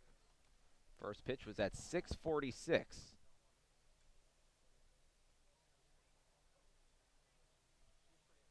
The 1-2. Chop down the third base line, played on a hop by Warren, the third baseman. Low throw to first is under the glove of Nick Bruiser. Wide turn at first base. Matt McLean races to second, and he'll make it in safely without a throw. A poor play from Warren. A poor throw to put a runner in scoring position. And you just can't do that if you're Xavier Warren over at third base. He had all the time in the world. I know McLean's fast, but he's not Billy Hamilton out there. He had all the time in the world, and that one's going to go down as either an E3 or an E5. Warren, just a bad throw. He had all the time in the world. McLean should not be on second base right now. And if you're Bourne, a team that has the best fielding percentage and the least amount of errors in the entire Cape Cod Baseball League, you just can't let that happen. I think I would give that to Warren. First pitch. Misses inside, 1 ball, no strikes. And they are going to give it to Warren, an E5 on the throw. And you just can't spike it. It's Warren, he made a fantastic play. It's a shame for Bourne Braves fans that he couldn't complete it. Runner at second base, still nobody out. Pitch misses away, 2-0. Dallas Beaver walked in his first and only plate appearance. Was left stranded in the first inning. Though this Bourne Braves team, they pitch fantastic with runners on bases. They leave a whole lot of guys stranded. The 2-0. Popped up. That's going to stay in the infield. Domkowski ranging over toward the third base line, called off by the third baseman Warren, and he redeems himself. Makes the catch, keeps a runner at second, 1 away. And they leave guys on base by doing exactly that. Good pitch, gets him to pop it straight up, and Xavier Warren, that might be the easiest catch he's going to have to make all season. What might be even more surprising about that error is that this is, at least statistically, the best fielding team in the entire Cape Cod League. Exactly. That's just, you don't see that often, but it's baseball. These things do happen. I mean, their fielding percentage isn't 1,000 for a reason. But Xavier Warren redeeming himself, and, well, there's one out now. First pitch to Sems is fisted foul into the backstop, 0-1. Sems also walked in the first inning. Was also left on base. After that 2-run single by Matt McLean, McLean moved all the way to third. And after 2 walks, the bases were loaded before Chad Stevens flew out. Runner on second, 1 away, 2-2 the score, 0-1 the count. The pitch, breaking ball, lifted in the air, down the left field line, chasing over Warren, the third baseman, takes a look, and that'll land out of play. Count 0-2 to Sems. It's almost like this team pitches better when there's runners on base. Domkowski, good at bat against Beaver, getting him to pop up. Now he has Benjamin Sems in an 0-2 count, and the door's wide open for him here. It's his at bat. He's controlling everything right now. A long look in from Domkowski. Sems pinwheels the bat a couple times. Domkowski looks over at second. Pitch upstairs. 1 ball and 2 strikes. So with 1 ball and 2 strikes to a left-handed batter, Domkowski, percentages play out. 43% of the time he's going to throw a fastball. 43% of the time it's a curveball. And only 14% it's a changeup. And without having really a majority here, this is troubling for Sems. He's not going to really know exactly what's coming because the fastball and curveball, the curveball is going to look like he's going to look like a fastball for about 55 feet. So if you were to make a prediction, Javik, based on those percentages, what pitch is coming? Put me on the spot here. If you were catching Domkowski, what pitch would you call? I'd say a curveball because you have a pitch to waste. Okay. We'll see what happens. 1-2 is the count. The pitch. That was a breaking ball. Hard to tell because that pitch never really broke. 2-2. He just didn't really get on top of that curveball. It's supposed to come more right to left action and towards the right-handed batter's box, but he just didn't get on top of it enough. Now with it 2-2 almost every single time, or 43% of the time, it's a fastball. Runner at second base, 1 away.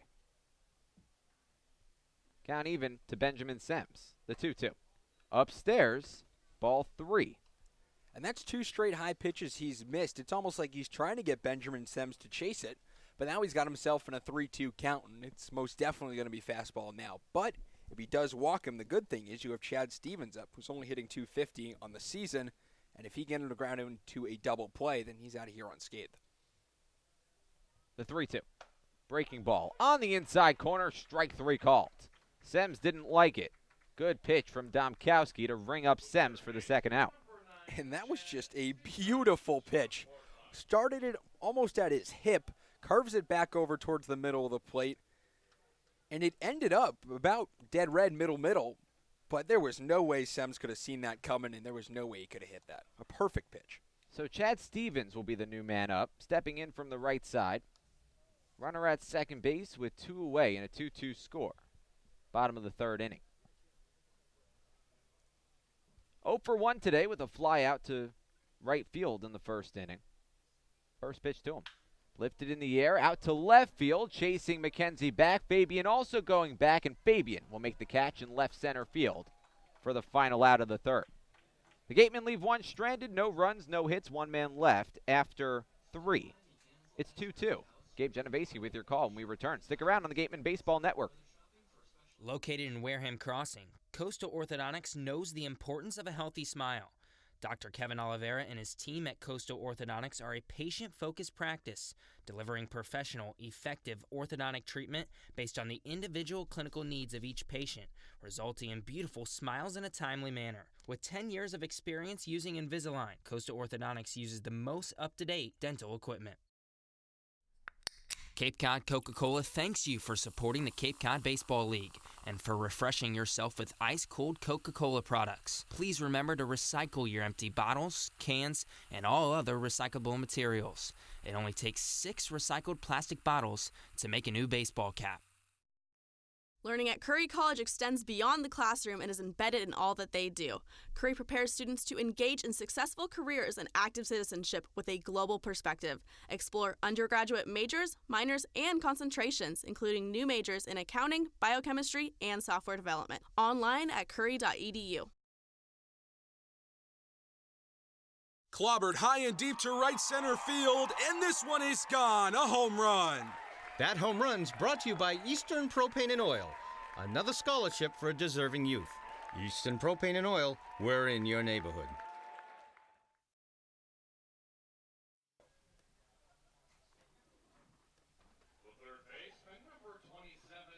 We head to the fourth here in Wareham. 2-2.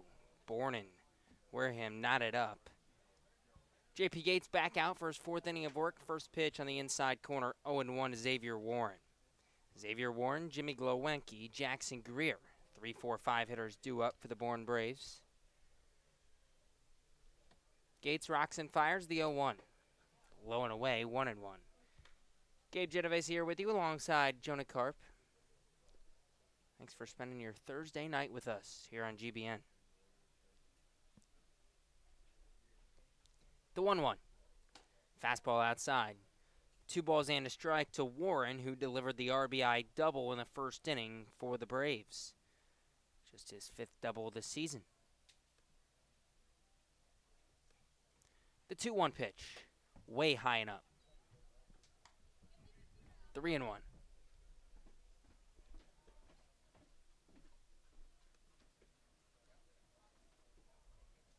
Gates, the lefty from Miami, approaching 60 pitches. The 3-1 fastball catches the outside edge.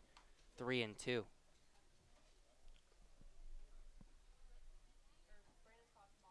That was pitch number 59 for Gates. Here's 60.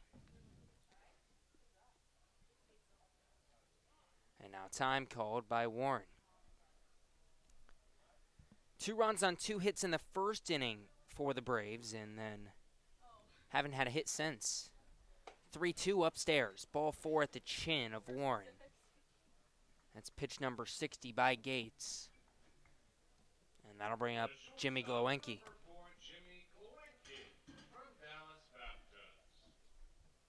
Bourne and Wareham knotted at 2. Top of the 4th here at Spillane Field.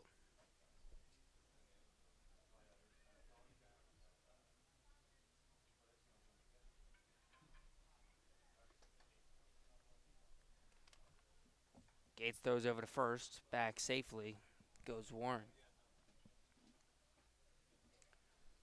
First pitch to Glowenke. Outside, 1-0. Glowenke, native of Denton, Texas. Rising sophomore at Dallas Baptist. Currently riding a 5-game hit streak for Bourne. The 1-0. Low and in, 2-0. Gates struggling to find the strike zone.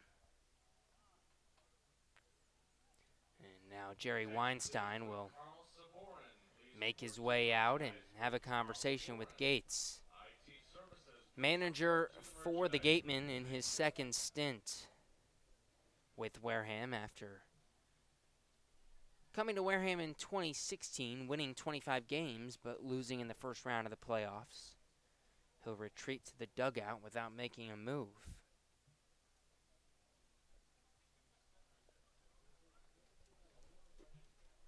Glowinski grounded out to the shortstop Sims, his first time up. He's 0 for 1.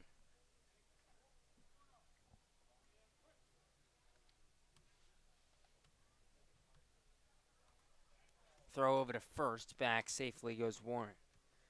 Warren just 1 for 2 in stolen bases this summer.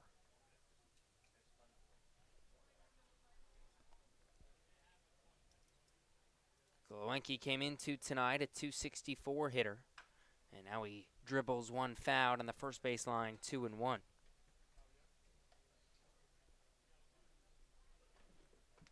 Bourne came into tonight on a 3-game little win streak here. And an offense that has been one of the worst in the league all summer long. Bottom 3. 2-1 flared out into right field, foul. I think Glowinski might have broken his bat. He did. He'll go back and get a new stick.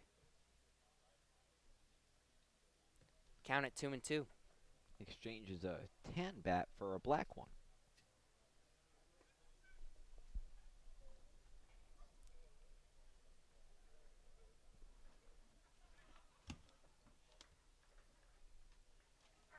Warren led off the inning with a walk. He's on first. Glowinski bats from the right side. Open stance in the righty's batter's box.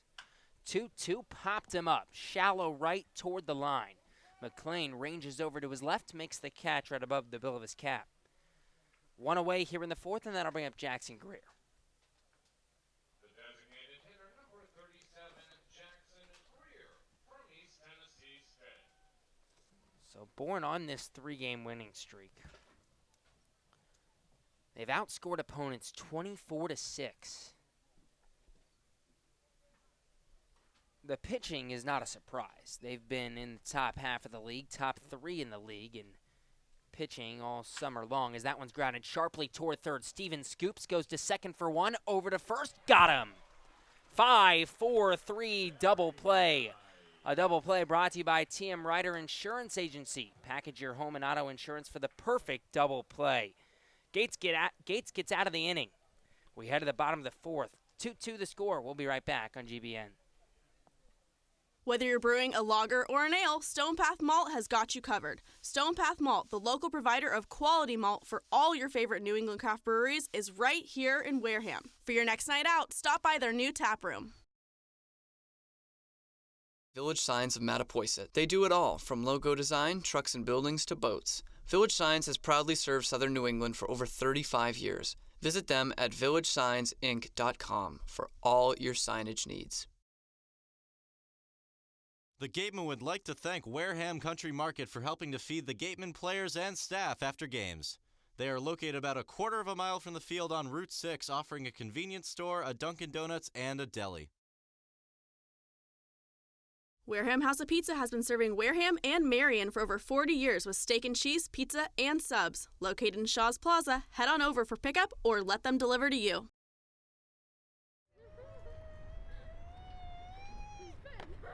Beat the heat and join us at Waterways, a water experience unlike any other this side of the bridge. Open daily, head over to the water park on Route 28, the Cranberry Highway.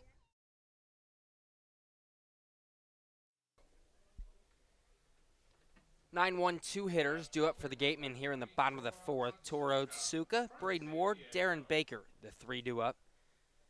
Bourne 2, Wareham 2. Nick Dombrowski back out for his 4th inning of work for the Braves. Otsuka 0 for 1 tonight against Dombrowski. Struck out looking in the 2nd inning. The first pitch. Otsuka shows bunt, takes it high, 1-0. Otsuka came into tonight a .354 hitter. As the leadoff hitter, he's 3 for 9 this season when he leads off an inning. The 1-0, curveball right down the heart of the plate, 1-1.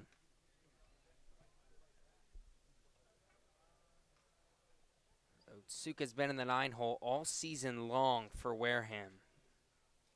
Talked to him about it the other day. The 1-1 delivery. Fastball flared out into left field down the line. McKenzie makes the catch right above his chin. One away. It was kind of slicing toward the line, but McKenzie, all he had to do was take a couple steps to his right to make the catch. And that'll bring up Braden Ward. He was already playing way shallow and toward that line. And that'll bring up the Washington Husky, Braden Ward. Ward 0 for 2 tonight. First pitch to him. Low and away, 1-0. Grounded out to Morissette at second base in the first inning and flew out to McKenzie in left field his last time up in the second. The 1-0. Fastball on the outside edge, 1-1. Ward coming off that big 3 for 4 with 3 RBI appearance last night in the 7-0 win over Chatham.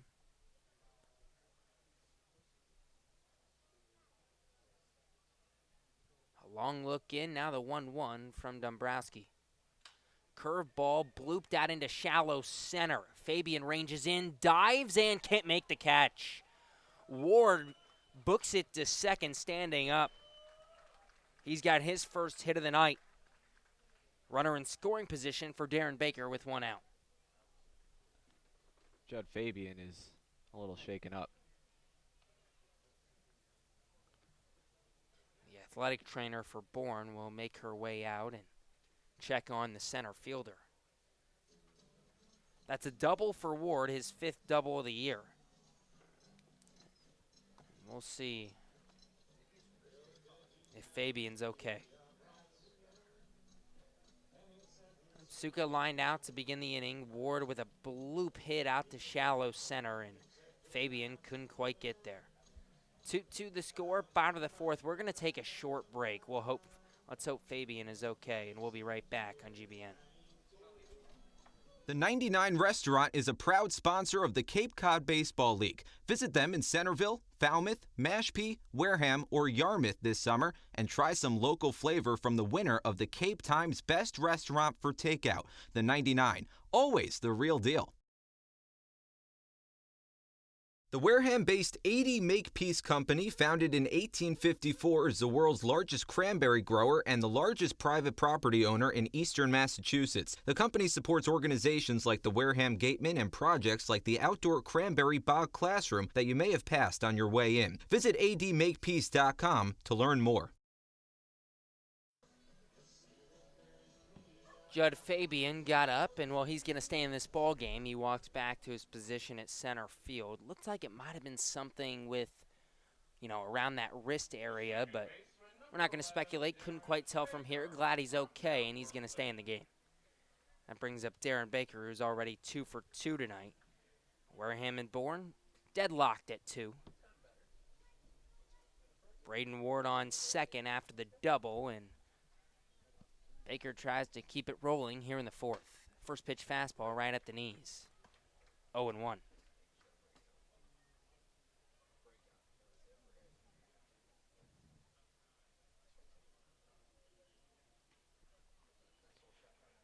Baker had the bunt single in the first inning. Single to left field in the second. Runner going. Pitch catches the outside corner. Throw down to third. Not in time. It's a strike to Baker. Count 0-2, but Braden Ward steals his 17th bag of the summer. That leads the CCBO. Mirrors what we saw last night against Chatham, where he took off going second and third and just got an amazing jump off the second base bag. That happened in the 9th inning, though.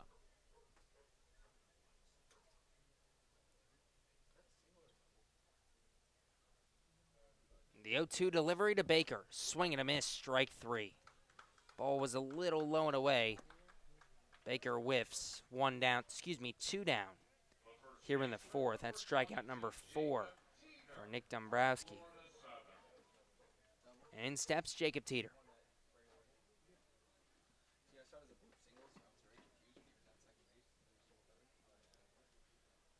Teeter steps in from the left side. First pitch to him. High and away, 1-0. Jacob Teeter doubled in the first inning, walked in the second. 1 for 1 tonight. Ward stands 90 feet away. This game tied at 2 here in the bottom of the fourth. Both teams, Bourne and Wareham, with 2 runs in the first inning. Scoreless since. The 1-0 to Teeter. Misses low and away, 2-0.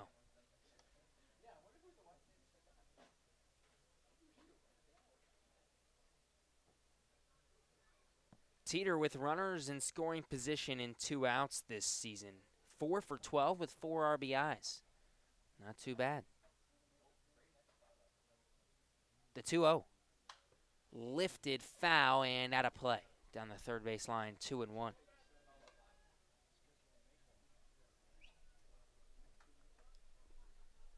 Teeter came into tonight on a little bit of a skid. 0 for 11 in his last 3 games. Good to see him with the double in the first inning.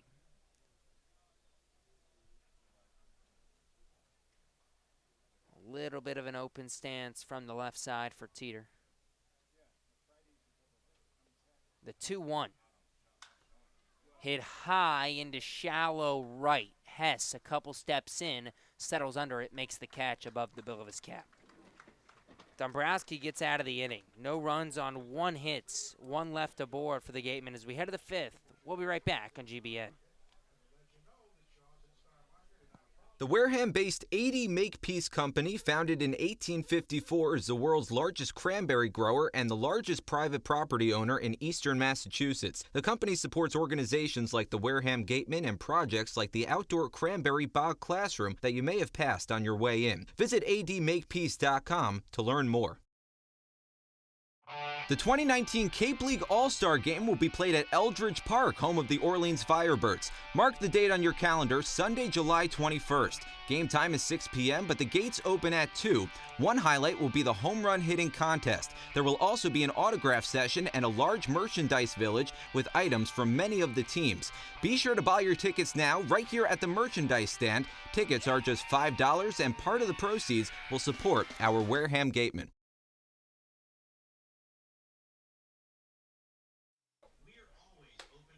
We head to the 5th here at Spillane Field. 2-2 the score between Wareham and Bourne. Let's send it to Addison Van Patten on the field.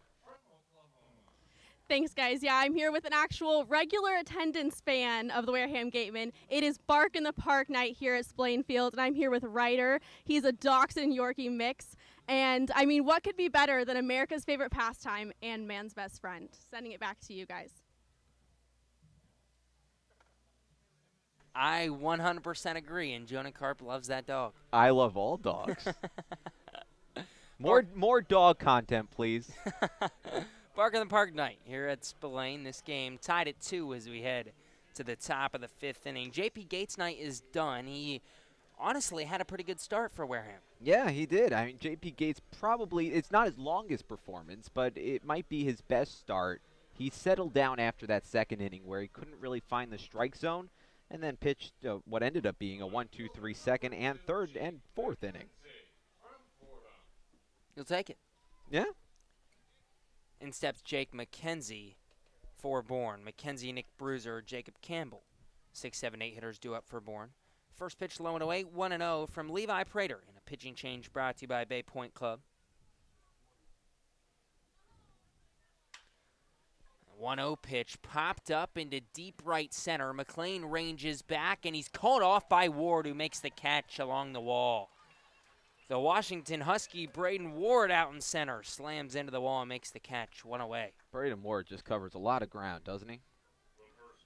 I mean, off the bat, that ball was hit closer to McLean than it was Ward. Oh, yeah.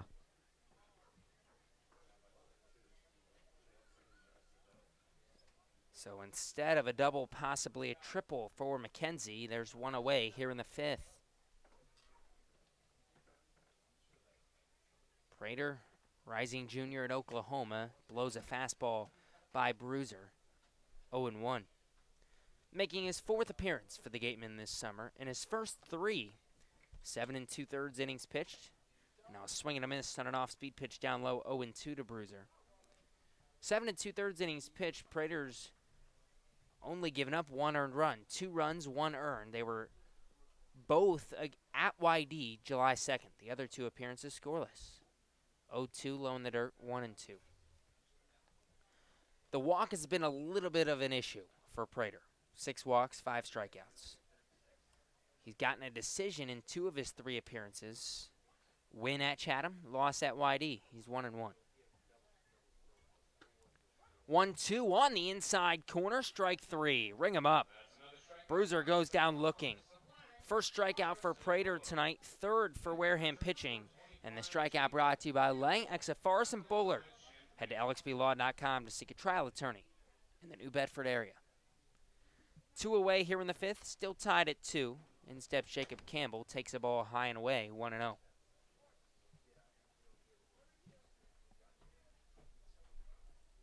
Campbell grounded out to Baker at second, his first time up. Takes a changeup on the outside corner, 1-1. Campbell, after the ground out now, just 3 for 19 this season. The 1-1. Popped him up, foul, out of play, behind home plate. 1-2.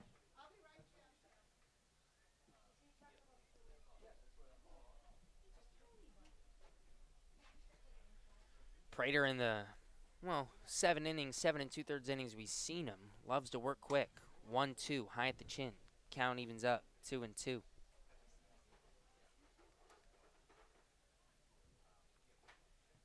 Campbell doing the catching tonight for Bourne.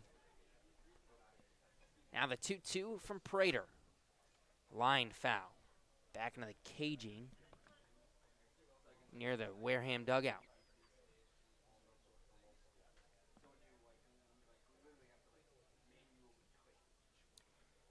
Campbell, rising sophomore, Illinois. 2-2 low and inside. Count runs full.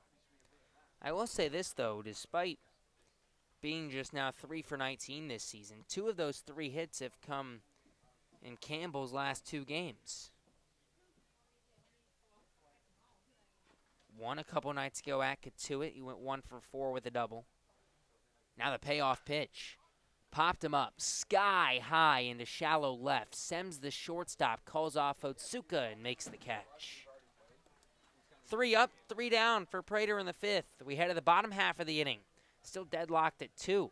We'll be right back on GBN. One of the area's best restaurants is located right up the street, Brewfish Bar and Eatery. Brewfish offers 20 rotating craft beers on tap and creative pub food. Check out their off-the-menu brunch with a Bloody Mary bar and $5 mimosas on Sundays. Join us for outdoor dining and drinks under the tent or for live music. Located on Route 105 in Marion. Cape Cod Healthcare is the leading provider of healthcare services for residents and visitors of Cape Cod with 2 acute care hospitals and more than 450 physicians. For more information, please visit capecodhealth.org. Cape Cod Healthcare. Expert physicians, quality hospitals, superior care. Located in Wareham Crossing, Coastal Orthodontics knows the importance of a healthy smile. Dr. Kevin Oliveira and his team at Coastal Orthodontics are a patient-focused practice, delivering professional, effective orthodontic treatment based on the individual clinical needs of each patient, resulting in beautiful smiles in a timely manner. With 10 years of experience using Invisalign, Coastal Orthodontics uses the most up-to-date dental equipment. Cape Cod Coca-Cola thanks you for supporting the Cape Cod Baseball League and for refreshing yourself with ice-cold Coca-Cola products. Please remember to recycle your empty bottles, cans, and all other recyclable materials. It only takes 6 recycled plastic bottles to make a new baseball cap. Middle of the order, due up for the Gatemen as we head to the bottom of the 5th. Adrian Del Castillo, Matt McLean, Dallas Beaver, the 4, 5, 6 hitters. Nick Domkowski back out for his 5th inning of work for Bourne. The Braves and the Gatemen tied at 2 here in the bottom of the 5th. Gorgeous night here at Spillane Field. Del Castillo steps in from the left side, 0 for 2 tonight. Struck out in the 1st inning, popped out to Judd Fabian in center field. His last time up in the 2nd. Gabe Genovesi here with you alongside Jonah Karp. Thanks for spending your Thursday evening with us. First pitch to the Miami Hurricane, Adrian Del Castillo. Low and away, 1-0. Del Castillo, when he leads off an inning, this summer. 3 for 12 with a home run. One of his 3 home runs this season. 1-0, foul tipped back into the mid of Campbell. 1 ball and 1 strike.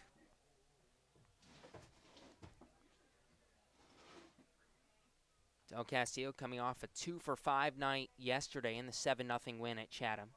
1-1 skied into shallow left. Warren on the edge of the left field grass now comes in and makes the catch on the infield.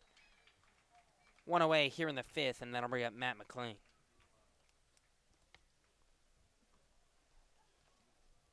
McLean tonight, 2 RBI single. Delivered the only 2 runs of the game for the Gatemen in the first inning. Then reached on an error by Xavier Warren over at third base his last time up. First pitch to the righty. Down low, 1-0. McLean, the UCLA Bruin, came into tonight hitting .478 in his last 7 games. 11 for 23. And that's before the 2 RBI single tonight. 1-0 on the outside edge, 1-1. Bourne 2, Wareham 2, bottom of the 5th.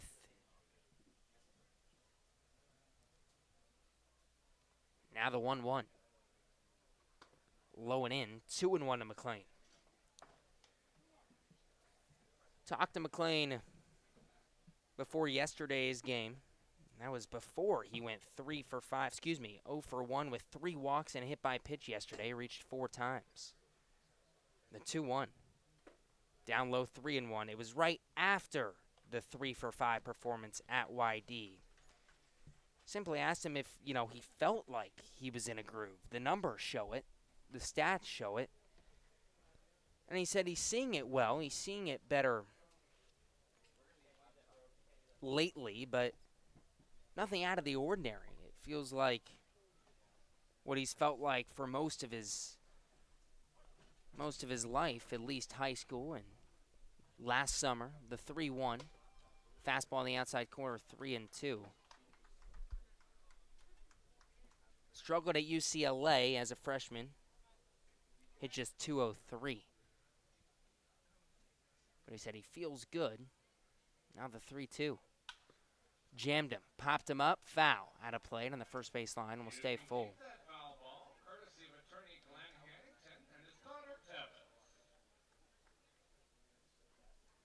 Says he's not satisfied, though.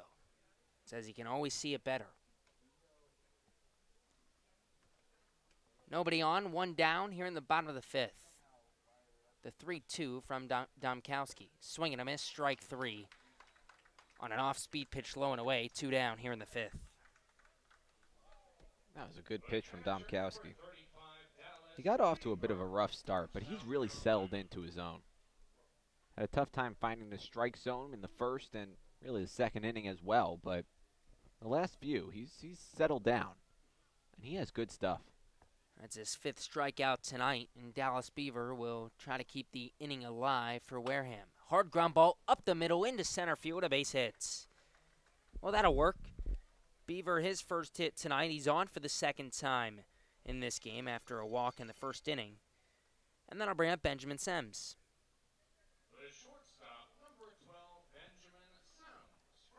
Sims tonight 0 for 1 with a walk. 2 down, bottom of the 5th. The Braves and the Gatemen still deadlocked at 2. Beaver, by the way, now has a hit in 8 of his last 9 games. He's been another scorching hot Gateman. First pitch to the Kansas Jayhawk, low in the dirt, 1-0.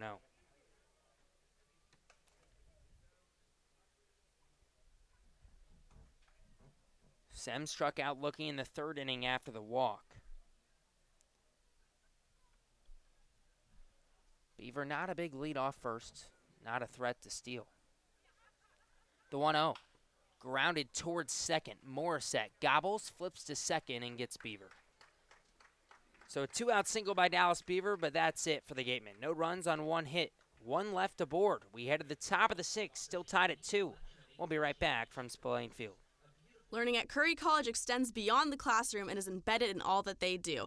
Curry prepares students to engage in successful careers and active citizenship with a global perspective. Explore undergraduate majors, minors, and concentrations, including new majors in accounting, biochemistry, and software development. Online at curry.edu. Clobbered high and deep to right center field, and this one is gone. A home run. That home run's brought to you by Eastern Propane and Oil. Another scholarship for a deserving youth. Eastern Propane and Oil, we're in your neighborhood. After the game, visit El Mariachi on Main Street for the best Mexican food in Wareham. The cantina provides a delicious late-night snack accompanied by fun cocktails. The Wareham Gatemen would like to thank Franklin Sports for their sponsorship of the Cape Cod Baseball League. Franklin is yet again proud to be the official batting glove of the Cape Cod Baseball League. Throughout the summer, all the Cape League teams are wearing their own custom team batting gloves courtesy of Franklin Sports. To order your favorite team's design or to create your own, visit franklinsports.com/custom, enter code CCBL20 for 20% off your purchase. From Cape Cod to the major leagues, only the best hitters in baseball wear Franklin gloves.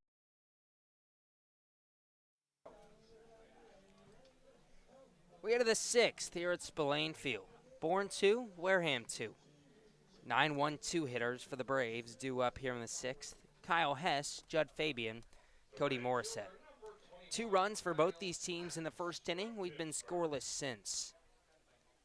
JP Gates settled into a groove for 3 innings before Levi Prater took them out in the 5th for Wareham. He's back out for the 6th. Prater pitched a 1-2-3 5th. First pitch on the outside corner, 0-1 to the lefty Kyle Hess. The 0-1, breaking ball misses just low, 1-1. Hess, when he leads off an inning this summer, he's 4 for 8. 1-1 misses low and away, 2-1. He's just a .222 hitter. Normally bats at the bottom of the order for the Braves in the 9-hole tonight. But hey, when he leads off, he'll take 4 for 8 any day of the week. The 2-1. Hard ground ball towards second. Baker gets a weird hop and it goes over his head. That's just a straight single for Kyle Hess. I've never seen a hop like that here at Spillane all year. That hit the lip between the grass and the dirt and just flew into right center. It seemed like a conventional ground ball up until that, well, I guess you can't really call it anything but weird. Kind of a kangaroo hop. A kangaroo hop. Indeed. You like that one? I do. Throw over to first, back safely is Hess. So he's on with a single, and Hess is now 5 for 9 as the leadoff hitter this summer. Judd Fabian 0 for 2 tonight. Both strikeouts, but both against J.P. Gates. Hasn't faced Levi Prater yet. The pitch. High and outside, 1-0. Fabian came in a .308 hitter for Bourne. The 1-0. Misses just outside. 2 balls and no strikes.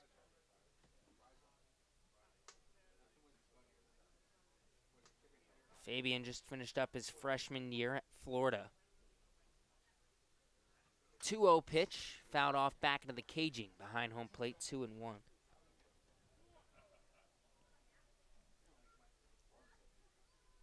He went 0 for 4 last night.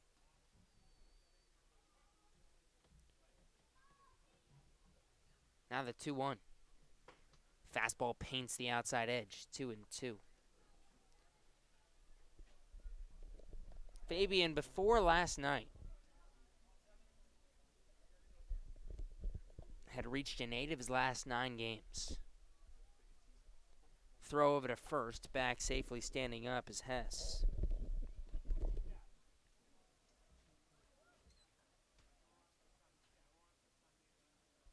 But Fabian has hit well against the Gatemen before tonight. The 2-2, fouled off, back into the fencing once again. We'll do it all over again. Fabian was 4 for 8 with a double in his first 2 games against Wareham this summer. Prater, a deep breath. Throws over to first. Hess back safely. Kyle Hess has about a 2-step lead at first base. Not sure why Levi Prater is so worried about it. Hess hasn't stolen a base this summer either. The pitch. Popped him up, foul. Behind home plate. And Fabian in a battle with Levi Prater. This will be pitch number 7.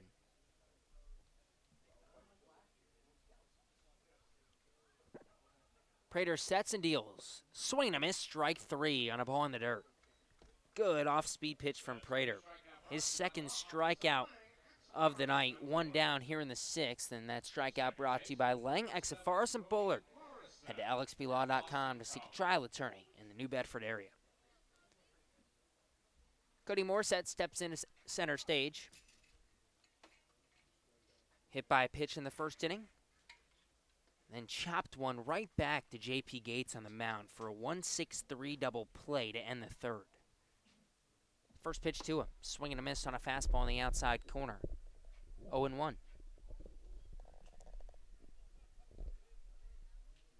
Morissette was our player to watch tonight. Came in a .309 hitter. 11 RBIs. It's the second most in this Bourne lineup. The 0-1. Breaking ball misses away. 1 ball and 1 strike.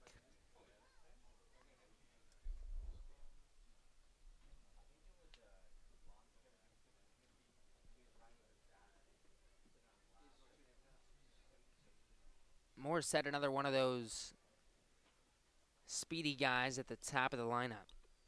17 hits this summer, just 2 doubles. The 1-1. Jammed him, flared foul out of play. Down the third base line, 1-2. Wareham 2, Bourne 2. Top of the 6th here at Spillane Field.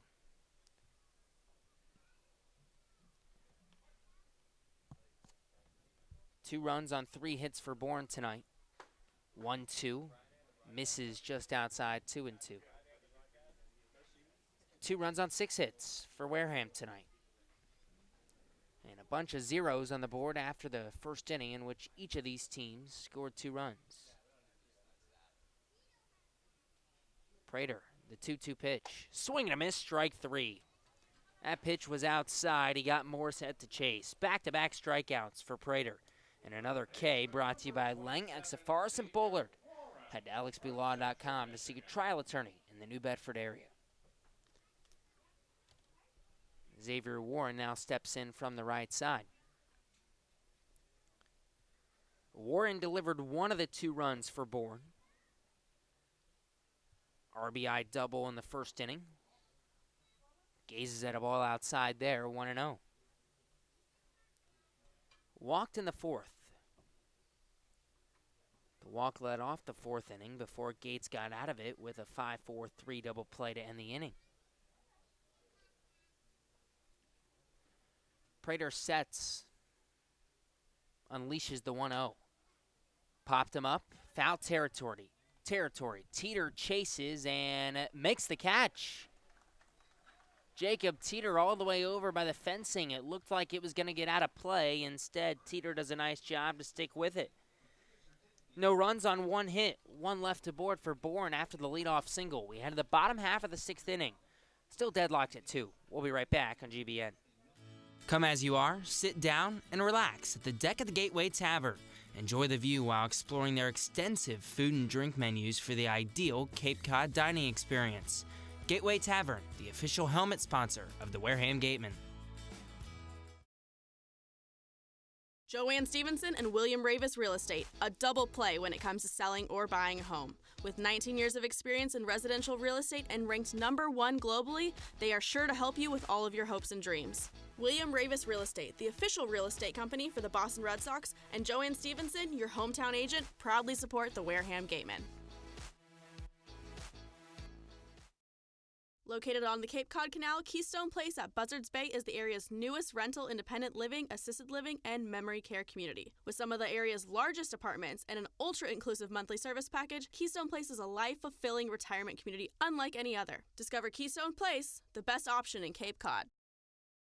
One of the Gatemen's favorite places for their post-game meals is Cool Cone, where you can get anything from fried clams and fried chicken to an ice cream sundae, and then top it all off with a round of mini golf. Cool Cone, located on Route 6 on the Wareham-Marion line. The law firm of Lang, Exafaris & Bullard, providing families and businesses in the greater New Bedford community with legal services for 40 years. We look forward to serving you. For an appointment, call 508-992-1270. We invite you to learn more about the law firm of Lang, Exafaris & Bullard by visiting our website, lxblaw.com.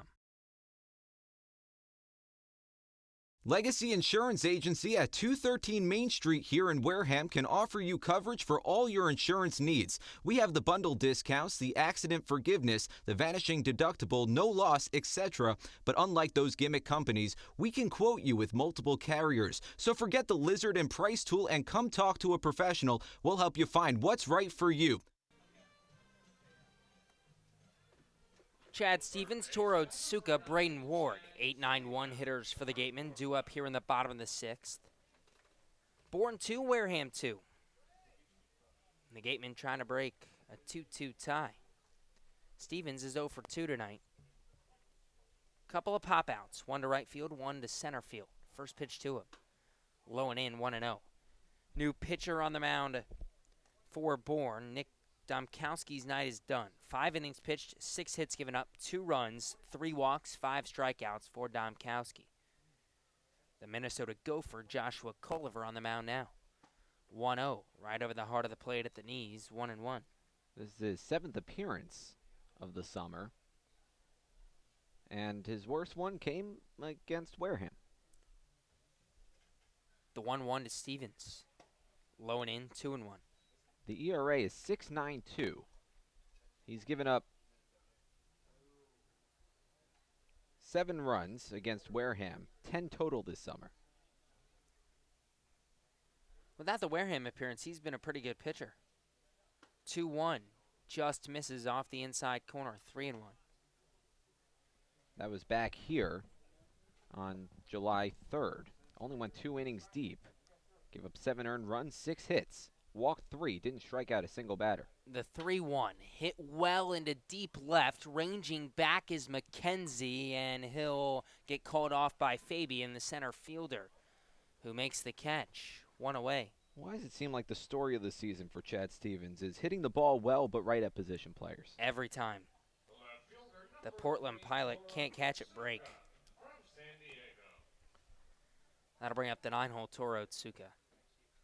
Culliver has pitched 13 innings this summer. In that Wareham game, the 2 innings pitched gave up 7 runs on 6 hits. That was the game, by the way, that Wareham took an early 7-1 lead. And Bourne continued to just fight back as Otsuka drives one foul on the left field line, 0-1. Without that Wareham appearance in the other 11 innings, Culliver's only given up 3 runs on 8 hits. The 0-1 on the inside corner, 0-2. Otsuka 0 for 2 tonight. The bottom of the order hasn't been able to come through for Wareham tonight. Combined, 0 for 7 with a walk. Sems, Stevens, and Otsuka. The 0-2. Swing and a miss, strike 3. Blew the fastball by him. First strikeout for Culliver. 2 down here in the 6th. And that'll bring up Braden Ward, as the Gatemen and the Braves are still deadlocked at 2. Ward 1 for 3 tonight. Doubled his last time up in the 4th. 5th double of the year.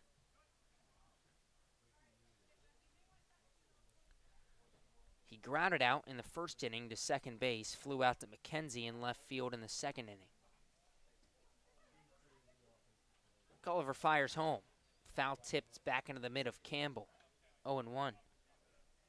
Only 3 times this season, aside from tonight, has Toro Otsuka struck out multiple times. Hasn't had a night where he struck out more than twice. But the last time he did it was the last game he played. 0-1 ground ball back up the middle, gloved by Culliver. Flips to first in time. That ball gets past Culliver. It's a base hit into center field. Instead, it's a 1-2-3 inning. We head to the top of the 7th. still tied at 2. We'll be right back on GBN. Got legal trouble? Attorney Mark Deshays is here to help the greater New Bedford area with real estate and business law, estate planning, and probate. Visit him today. Struggling with changes in mood, sleep, stress, or a sense of hopelessness? Finding it hard to be the man you want to be? Get the information and tools you need for mental, emotional, and relationship health at massmen.org. Courage starts with the first step. The Mezzaluna Restaurant is a family-run Italian restaurant celebrating 80 years in business. Located on Main Street in Buzzards Bay, Mezzaluna specializes in Italian cuisine, a lunch menu that's the best deal in town, and serving some of Cape Cod's famous prime rib every Wednesday and Saturday. Come enjoy the feast at Mezzaluna, the Italian family restaurant. We head to the 7th here at Spillane Field, tied at 2. Gabe Genovesi, Jonah Karp, welcome up to the booth, but now let's send it to Addison Van Patten on the first base line. Thanks, Gabe. Yeah, All-Star Game selection is this weekend in Falmouth, and the Gatemen want to go into the All-Star Game being the talk of the Cape. Last night's win against Chatham was a very important one. It showed our contention in the East, shows our stability in the West, and we're excited to bring whatever we can to that game. Now, I talked to Ian Bedell, and he says that his teammates are competitors, and they're ready for it. Throwing it back to you guys. Thanks, Addison. Ian Bedell definitely on track to be an All-Star. He's been, quite frankly, the best starting pitcher in the Cape this season. Yeah, I think that's safe to say. Ian Bedell with another sparkling performance yesterday, and he, along with Trent Palmer, allowed for Chatham to not show up on offense. Glowinski sends a hard ground ball down the third base line. Diving stop by Stevens. The throw across the diamond in time. Chad Stevens drops to a knee and makes the play. One away here in the 7th. In front of his family, too. His family's here tonight. His grandpa, very nice, came up to the broadcast booth and chatted with us before the game. He's from Arizona. First pitch misses outside, 1-0 to Greer. Gotta love when families are able to make the trip to the Cape and watch whether it's a son or a grandson. 1-0, misses outside, 2-0. Traveled a long distance from Arizona to come here. Said they're hoping we don't get rained out tomorrow night and they can see one more game. 2-0 fastball in the outside corner, 2-1. Weather not looking too promising. Not at all. Bourne 2, Wareham 2. Top of the 7th here in Wareham. 2-1, Greer skies it. Shallow left. Sems, the shortstop, calls off Otsuka, makes the catch. 2 up, 2 down for Prater, who is now retired 8 of 9 Braves he's faced. And in steps Jake McKenzie. I love Levi Prater. First pitch. At the knees for strike 1. We were talking about Ian Bedell and how he works efficiently, and when he's in a groove, he has some of the best stuff of potentially anybody in the Cape. Levi Prater's right up there in that conversation. 0-1 breaking ball outside, 1-1. Even though that missed outside, that was a filthy breaking ball. The lefty from Oklahoma sets and deals. Swing and a miss on an off-speed pitch, 1-2. Just coming back in with a dart right after a flat circle. 1-2, misses low and inside, 2-2. I would not want to face him if I was standing in the batter's box. I don't think you'd be facing anybody. Okay. The 2-2. On the inside corner, strike 3. McKenzie hated it. Thought it was way low, gave a look to Timothy Carey, but he rang him up. 1-2-3 for Prater in the 7th. It's time to stretch here at Spillane. Still knotted at 2. We'll be right back on GBN. Northeast Maritime Institute's College of Maritime Science is a proud sponsor of the Wareham Gatemen. If you're looking for a career at sea, look to NMI's program of education, adventure, and employment on northeastmaritime.com, America's premier 2-year maritime college. Office Technology Group is a southeastern Massachusetts source for advanced digital copiers, printers, and document solutions. From Toshiba to Epson and everything in between, they've got you covered. Shop now at otgne.com. Large enough to serve, small enough to care. Shop from home year-round on Gatemen.org. You can customize your Gatemen gear from any device, anywhere. We offer a large selection of apparel and unique gifts 24/7, 365 days a year. Hard to find sizes, colors, and styles. Youth clinic registration also available. Visit us today and remember us for holiday gifts at Gatemen.org.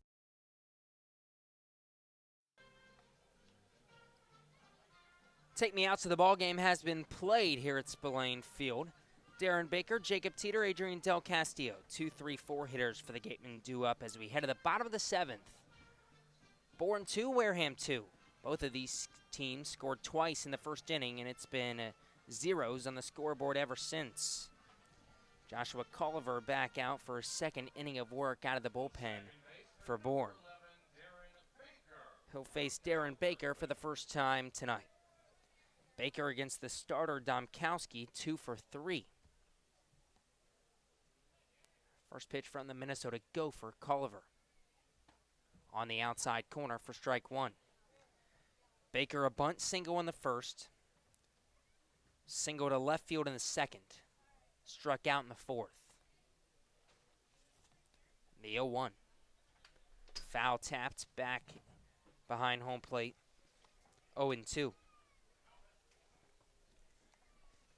Baker with the 2 hits tonight, his 9th multi-hit game of the year. His 5th in the last 8. He's hit the ball well lately for Wareham. .393 over his last 7 games. The 0-2, low in the dirt, 1 ball and 2 strikes.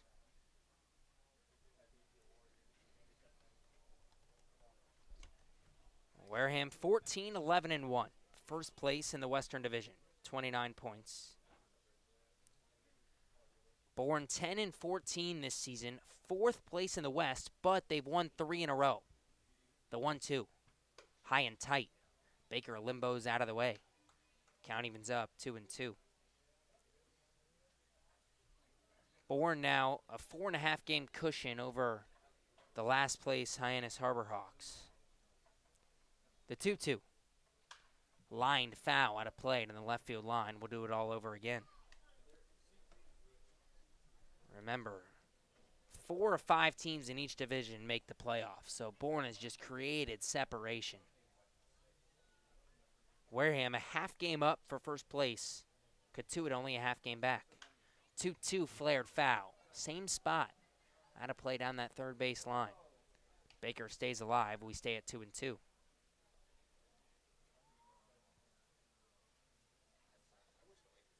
We talked earlier about how the whole Cape Cod Baseball League has just become a tighter race. 8 of the 10 teams. 2-2 to Baker, chopped toward first. It's gobbled and stepped on the bag is the first baseman, Bruiser. 1 away here in the 7th, and that brings up Jacob Teeter. 8 of the 10 teams have 12 to 15 wins. The 2 that don't, Bourne here with 10, and they've, like I said, won 3 straight. And the Harbor Hawks, who have just 5 wins all year. The Western Division still the worst division of the 2. First pitch to Teeter, swinging a miss 0-1. Simply because Bourne and Hyannis are both in the West. There's a noticeable drop-off between Bourne and Hyannis, though. The 0-1. Catches the outside corner to Teeter, 0-2, who's 1 for 2 with the walk tonight. It's a relatively tight race, 1 through 4. 1 and 2 is fairly competitive, and Falmouth and Bourne are fairly competitive. The 0-2, low and away, 1 and 2. Especially when you consider the recent hot streak that the Braves are on. Hyannis has all but fallen off, even with a few weeks to go. They're 9 points back of Bourne. The Western Division is pretty much set. Culliver brings home the 1-2. Line drive right field, a base hit for Jacob Teeter. Lands right in front of Kyle Hess, who lobs it back into the second baseman Morissette. And Teeter has a multi-hit day. Double in the first inning, a single here in the 7th, and Jacob Teeter has his 10th multi-hit game of the season. That'll bring up Adrian Del Castillo with 1 out and 1 on. Bottom of the 7th, Braves and Gatemen tied at 2. Well, I'd say this is the part of the order that you want up. First pitch to Del Castillo outside, 1-0. But you could really pick and choose your poison. Wareham, the best hitting team in the league, hitting .294 as a team. Atop the CCBL. Teeter dives back safely. Could we just take time to digest that for a little bit? .294 as a team. And it's not even close with the rest of the league. That is ridiculous. The 1-0 to Del Castillo. Just misses high, 2-0. I mean, their worst batter, as far as batting average is concerned, is still hitting better than Harwich as a team. The next best team in the Cape Cod Baseball League is YD. Colliver sets and fires the 2-0 pitch to Del Castillo. Chopped foul on the first base line, 2-1. YD is hitting .263 as a team, which isn't bad. Which is very good. Which, yeah. .294. It's absurd. And it seems like it's different guys every night. If you're a player and you hit .294, you're an all-star. The 2-1 from Colliver. Hard ground ball fouled on the first base line, 2-2. And yet, because of, some pitching struggles every now and then, a few rare bad offensive nights, the Gatemen are just 3 games over 500. The 2-2. Chopped down the first base line. Gobbled up by the first baseman, Bruiser. He goes to second for 1, back to first, not in time. Wow. I have no idea why Bruiser just didn't step on the first base bag. I was going to say that exact same thing. Jacob Teeter not with a whole lot of speed going first to second. Bruiser had, I think, more time than he thought. Teeter didn't really take a jump off the swing. So that should have been a double play. Gateman got lucky.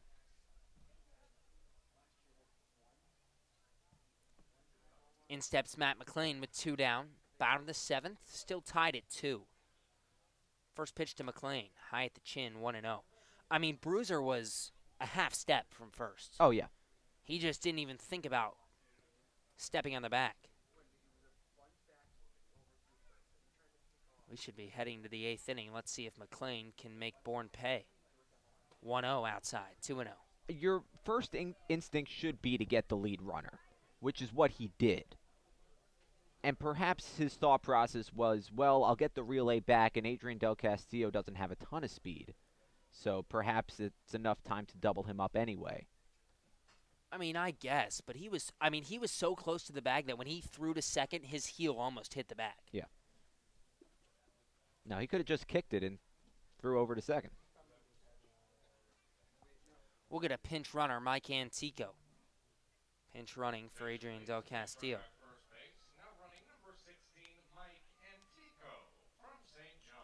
Antico's got speed. Wouldn't be surprised if he takes off for second here.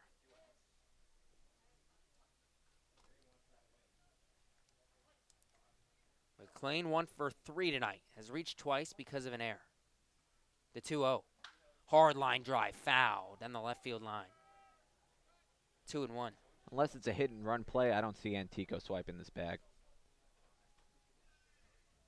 You don't want to risk it when there's 2 away in a tie ball game.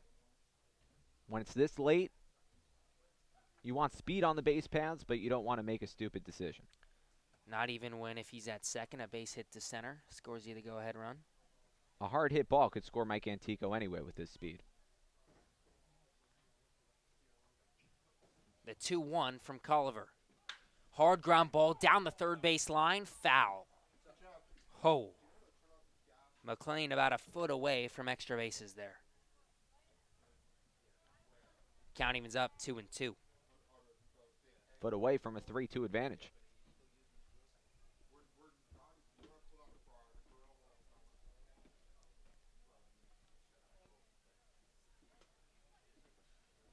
McLean delivered the 2 RBI single in the first inning. Colliver rocks and fires, and now he'll throw over to first. Antico back safely. Reached on an error by Warren at third base in the third, and then struck out his last time up in the fifth.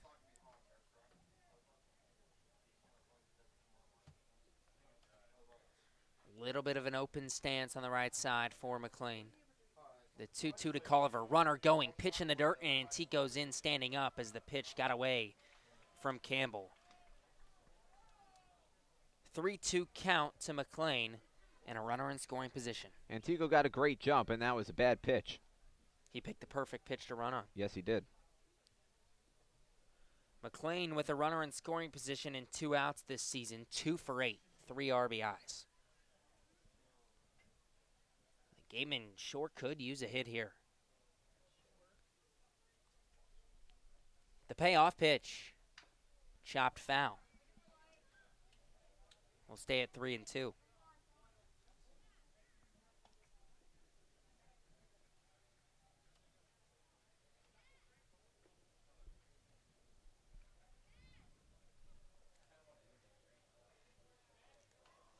McLean taking signs from his manager, Jerry Weinstein.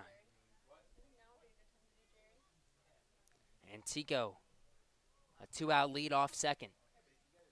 Bourne and Wareham deadlocked at 2. Bottom of the 7th. The payoff pitch to the UCLA Bruin, Matt McLean. Low and away, ball 4.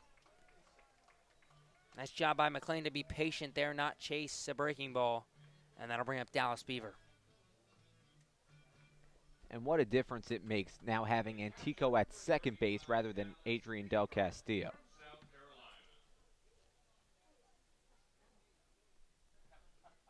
And Dallas Beaver, you mentioned it a couple of days ago at YD. But he has been lights out with runners in scoring position and 2 outs. First pitch to the lefty. Low and outside, 1-0. He is 5 for 8 with 6 RBIs when there's a runner in scoring position and 2 outs. You talk about clutch. He's got it. He does.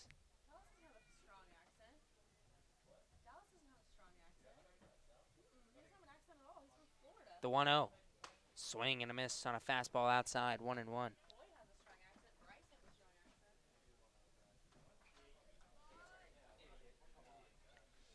Beaver walked in the first, popped out to Warren at third base in the third, singled in the 5th.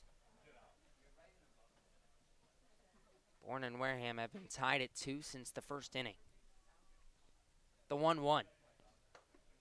Off speed, misses high, 2-1.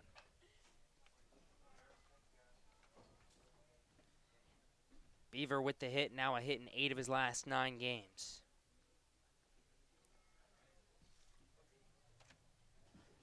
Antico on second, McLean on first. The 2-1. Hard line drive, base hit right center field. Antico scores easily. McLean to third, the throw in quickly by the right fielder Hess. And it's an RBI 2-out single for Dallas Beaver. Wareham leads 3-2 here in the 7th.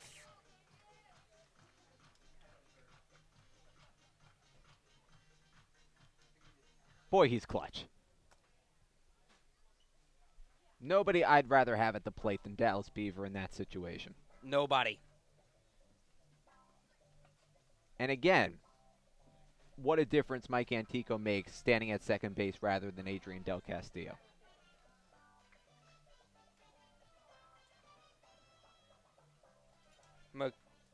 McLean reaches third, and Dallas Beaver is now 6 for 9 with runners in scoring position and 2 outs. Tip your cap to him. It's his 6th multi-hit game of the year, and we get a pitching change for Bourne here in the 7th. 3-2 the Wareham lead. We'll be right back on GBN. The law firm of Lang, Exafaris, and Bullard, providing families and businesses in the greater New Bedford community with legal services for 40 years. We look forward to serving you. For an appointment, call 508-992-1270. We invite you to learn more about the law firm of Lang, Exafaris, and Bullard by visiting our website, lxblaw.com. Legacy Insurance Agency at 213 Main Street here in Wareham can offer you coverage for all your insurance needs. We have the bundle discounts, the accident forgiveness, the vanishing deductible, no loss, etc. But unlike those gimmick companies, we can quote you with multiple carriers. So forget the lizard and price tool and come talk to a professional. We'll help you find what's right for you. Got legal trouble? Attorney Mark Deshays is here to help the greater New Bedford area with real estate and business law, estate planning, and probate. Visit him today. Struggling with changes in mood, sleep, stress, or a sense of hopelessness? Finding it hard to be the man you want to be? Get the information and tools you need for mental, emotional, and relationship health at massmen.org. Courage starts with the first step. The Mezzaluna Restaurant is a family-run Italian restaurant celebrating 80 years in business. Located on Main Street in Buzzards Bay, Mezzaluna specializes in Italian cuisine, a lunch menu that's the best deal in town, and serving some of Cape Cod's famous prime rib every Wednesday and Saturday. Come enjoy the feast at Mezzaluna, the Italian family restaurant.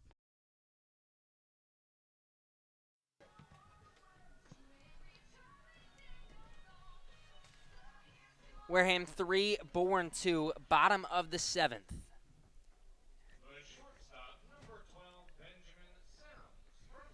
Here at Spillane Field, a 2-out RBI single by Dallas Beaver gives the Gatemen a 3-2 lead, breaking a 2-2 tie that we've had since the first inning. Nick Iverson, the new pitcher for Bourne, delivers a strike, 0-1.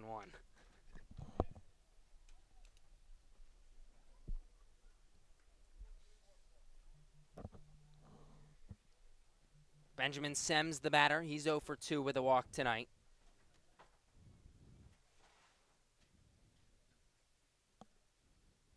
The 0-1 to the Kansas Jayhawk. Misses high and away. 1 ball and 1 strike. So after the ground out by Baker to lead off the inning, Teeter singles. Del Castillo grounded into a fielder's choice. So there were 2 outs. McLean walks. Antico pinch running for Del Castillo on second, and then the clutch RBI single by Dallas Beaver gives the Gatemen a 3-2 lead. 1-1, blooped foul out of play. 1-2.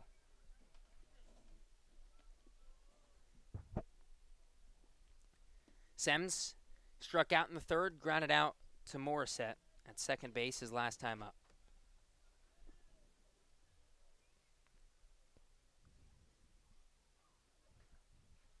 Iverson, a long look in, now the 1-2. Swing and a miss on a ball in the dirt, strike 3. Campbell throws down to first in time. So Iverson gets out of the inning for Bourne, but not before Dallas Beaver comes up with a clutch hit for Wareham. We head to the 8th. The Gatemen lead 3-2. Jonah Karp will have your play-by-play when we come back on GBN.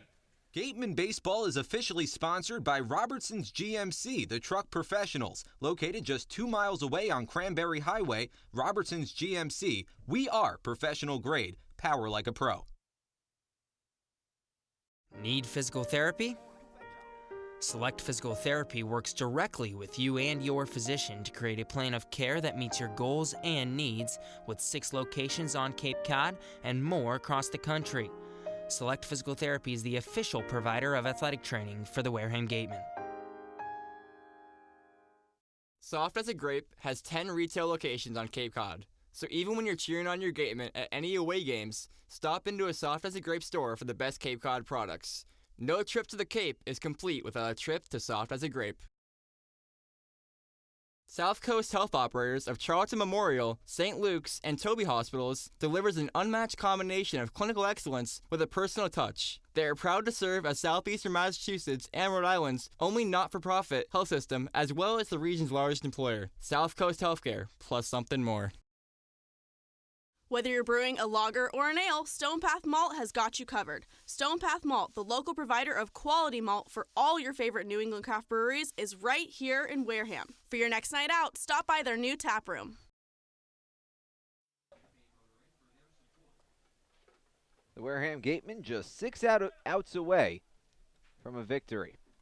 On top 3-2 after scoring in the last half inning.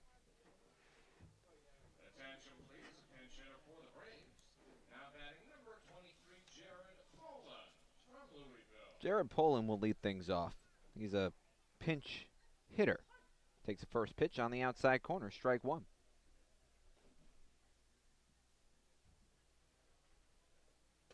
Prater deals quickly and misses outside. 1 ball and 1 strike. Poland from Fishers, Indiana. Just finished his freshman campaign at Louisville. Prater deals and misses inside. 2 balls and 1 strike.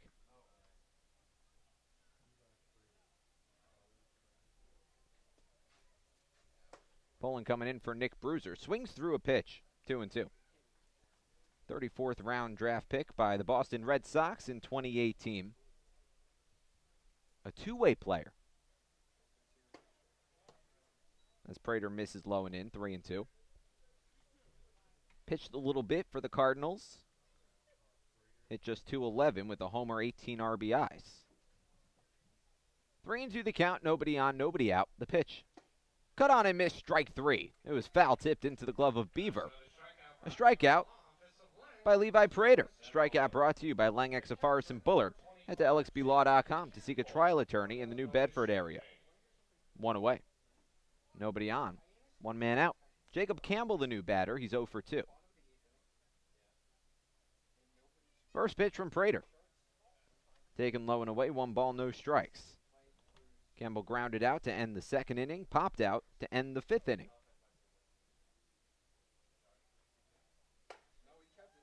Prater misses outside. 2 balls, no strikes to Campbell. Bourne has won their last 3 games. They've split the season series so far between Wareham and the Braves at a game apiece. Pitch upstairs, 3 balls and no strikes. Prater falls behind on Campbell. Prater in a groove, nobody on base. The pitch, right down Broadway, 3-1.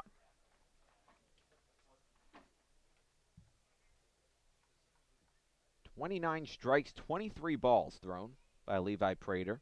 Only 2 pitchers used tonight for the Gatemen. Ground ball down the third base line, and that just trickles foul. 3-2.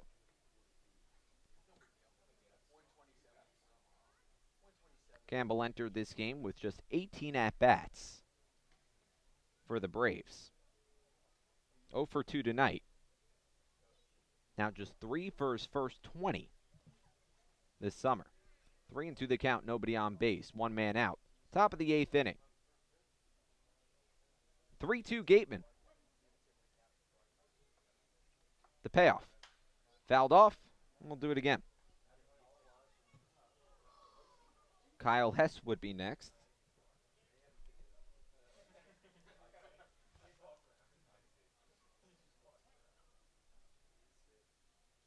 The payoff. Cut on and missed, strike 3. Back-to-back strikeouts for Levi Prater to begin the top of the 8th inning. Strikeout brought to you by Lang Exafaris and Bullard. Head to lxblaw.com to seek a trial attorney in the New Bedford area. Nobody on base, now 2 away. And Kyle Hess, the new man up. It's now It's going to be a pinch hitter. Go ahead, Gabe. It's now 6 strikeouts for Prater tonight. 5 in the last 8 batters and 3 in a row going back to the 7th inning. He has been filthy tonight. Kyler Fedko stepping up to the plate. Nobody on base, 2 men out. 3-2 Wareham. Fedko stepping in for Kyle Hess. Fouls one off, 0-1. Hess reached twice, hit by pitch and a single. 1 for 1. Kyler coming in for Kyle. Hess was out in right field. Prater rocks and deals. Fires one upstairs, but Hess swings right through it. And Prater quickly gets ahead, 0-2.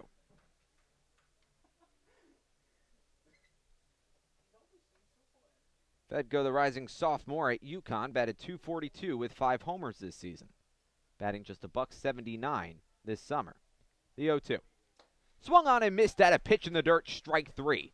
Beaver picks it up, fires over to first, completes the strikeout, a 3-pitch strikeout to retire Fedko, and Levi Prater strikes out the side in the 8th inning. 4 consecutive strikeouts. and Prater is rolling. Gatemen lead 3-2. Look to put on the finishing touches on offense before coming back and closing the door in the 9th inning. Don't go anywhere. You're watching the Gatemen Baseball Network. South Coast Health Operators of Charlton Memorial, St. Luke's, and Toby Hospitals delivers an unmatched combination of clinical excellence with a personal touch. They are proud to serve as Southeastern Massachusetts and Rhode Island's only not-for-profit health system, as well as the region's largest employer. South Coast Healthcare, plus something more. Whether you're brewing a lager or an ale, Stone Path Malt has got you covered. Stone Path Malt, the local provider of quality malt for all your favorite New England craft breweries, is right here in Wareham. For your next night out, stop by their new tap room. Village Signs of Mattapoisett. They do it all, from logo design, trucks and buildings, to boats. Village Signs has proudly served southern New England for over 35 years. Visit them at villagesigns.inc.com for all your signage needs. The Gatemen would like to thank Wareham Country Market for helping to feed the Gatemen players and staff after games.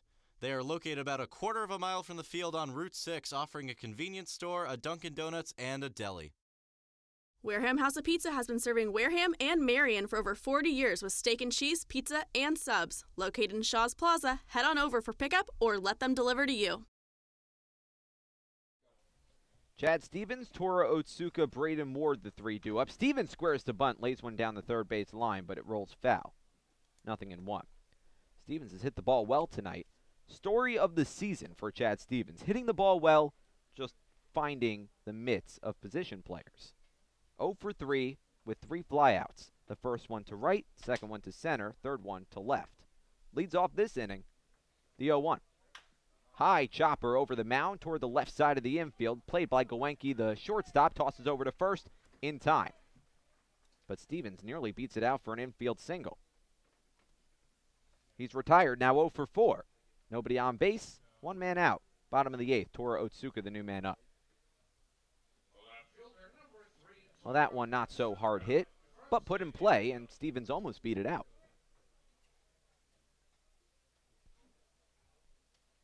Otsuka 0 for 3 with 2 strikeouts. He has yet to strike out 3 times in a game this season. Takes the first pitch up and in. 1 ball, no strikes to the left fielder. Sandwiched in between the 2 strikeouts, a fly out to left field. The 1-0. Fists one foul, 1-1. This is only the 4th game this season with multiple strikeouts for Tora Otsuka.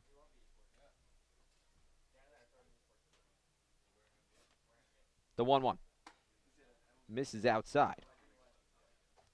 2 balls, 1 strike to the number 9 batter. Back to the top of the order after this with Braden Ward. Nobody on base, 1 man out. Gatemen by 1, 3-2. 2-1 the count to Otsuka. Broken bat flare, right side of the infield. Played on a hop by Morissette, the second baseman. Goes over to first in time to retire Otsuka, 2 away.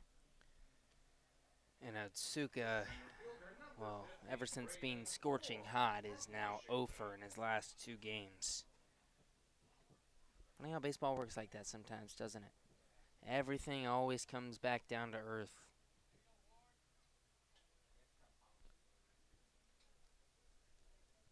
Yep. Braden Ward, the new man up. Nobody on base, 2 away. The pitch. Taken low and in. 1 ball, no strikes. Ward 1 for 4. Doubled in the 4th inning. 2 ground outs and a fly out. The pitch. High chopper toward the center of the diamond. Morissette ranging over toward his right. Fires to first, but it's a high toss. And it gets over the head of the first baseman, Bruiser. Skips to the dugout. But Ward is going to hold at first. That was a tough play for Morissette, the second baseman. That's going to be a hit. And it's going to be a hit.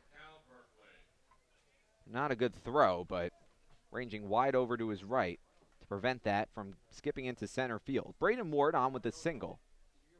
Runner on first, now 2 away. Gatemen leading by 1. 3-2, Darren Baker, the new man up. Bottom of the 8th inning. The pitch, up and away. 1 ball, no strikes. Baker with a multi-hit night. 2 singles, 2 for 4. One of now 4 Gatemen with multi-hit nights. Throw back to first. Ward just dives in back safely. Ooh, that was close. Ward dove in head first and just got his fingers on the first base bag. Count holds at 1 ball and no strikes. The pitch from Iverson will have to wait. Another throw back to first. Ward again back to the bag. This one not as close. Braden Ward always a threat to run. The league leader in stolen bases. Takes 4 steps off the first base bag. Iverson comes set at the belt. Ward holds, and the pitch is taken outside. 2 balls and no strikes to Baker. Jacob Teeter in the on-deck circle. 2 away, bottom of the 8th. Gatemen by 1.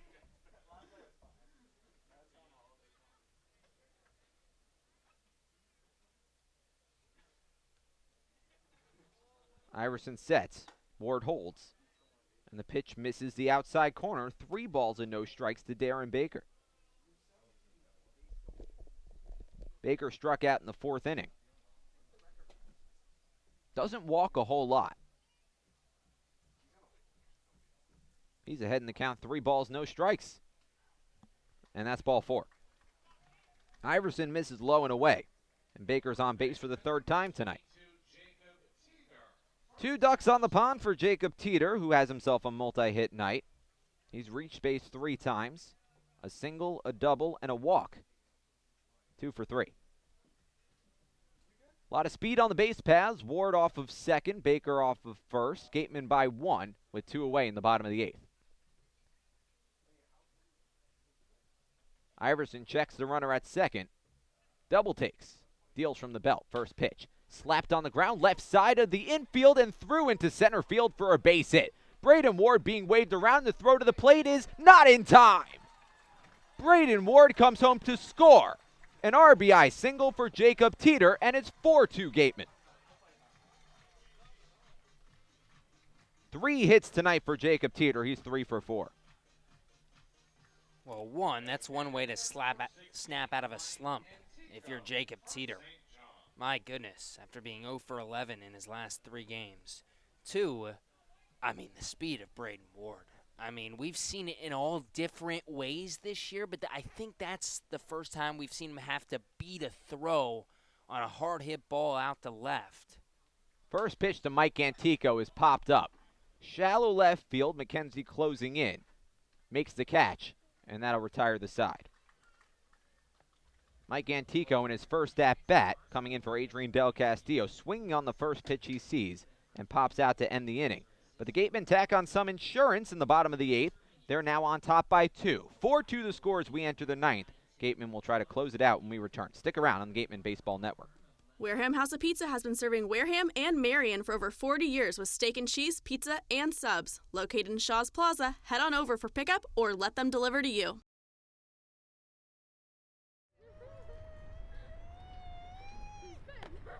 Beat the heat and join us at Waterways, a water experience unlike any other this side of the bridge. Open daily, head over to the water park on Route 28, the Cranberry Highway.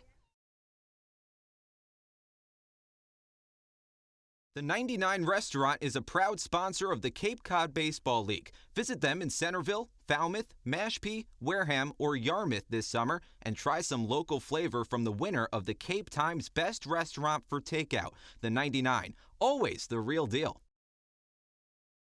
The Wareham-based 80 Makepeace Company, founded in 1854, is the world's largest cranberry grower and the largest private property owner in eastern Massachusetts. The company supports organizations like the Wareham Gatemen and projects like the outdoor cranberry bog classroom that you may have passed on your way in. Visit admakepeace.com to learn more.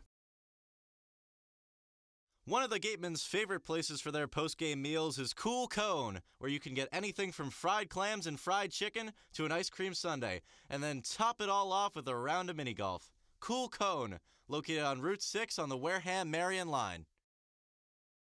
The law firm of Lang, Exafaris & Bullard, providing families and businesses in the greater New Bedford community with legal services for 40 years. We look forward to serving you. For an appointment, call 508-992-1270. We invite you to learn more about the law firm of Lang, Exafaris, and Bullard by visiting our website, lxblaw.com. Legacy Insurance Agency at 213 Main Street here in Wareham can offer you coverage for all your insurance needs. We have the bundle discounts, the accident forgiveness, the vanishing deductible, no loss, etc. But unlike those gimmick companies, we can quote you with multiple carriers. So forget the lizard and price tool and come talk to a professional. We'll help you find what's right for you. Levi Prater's night is over. He went 4 spectacular innings coming in for J.P. Gates, who started the first 4 innings for the Wareham Gatemen.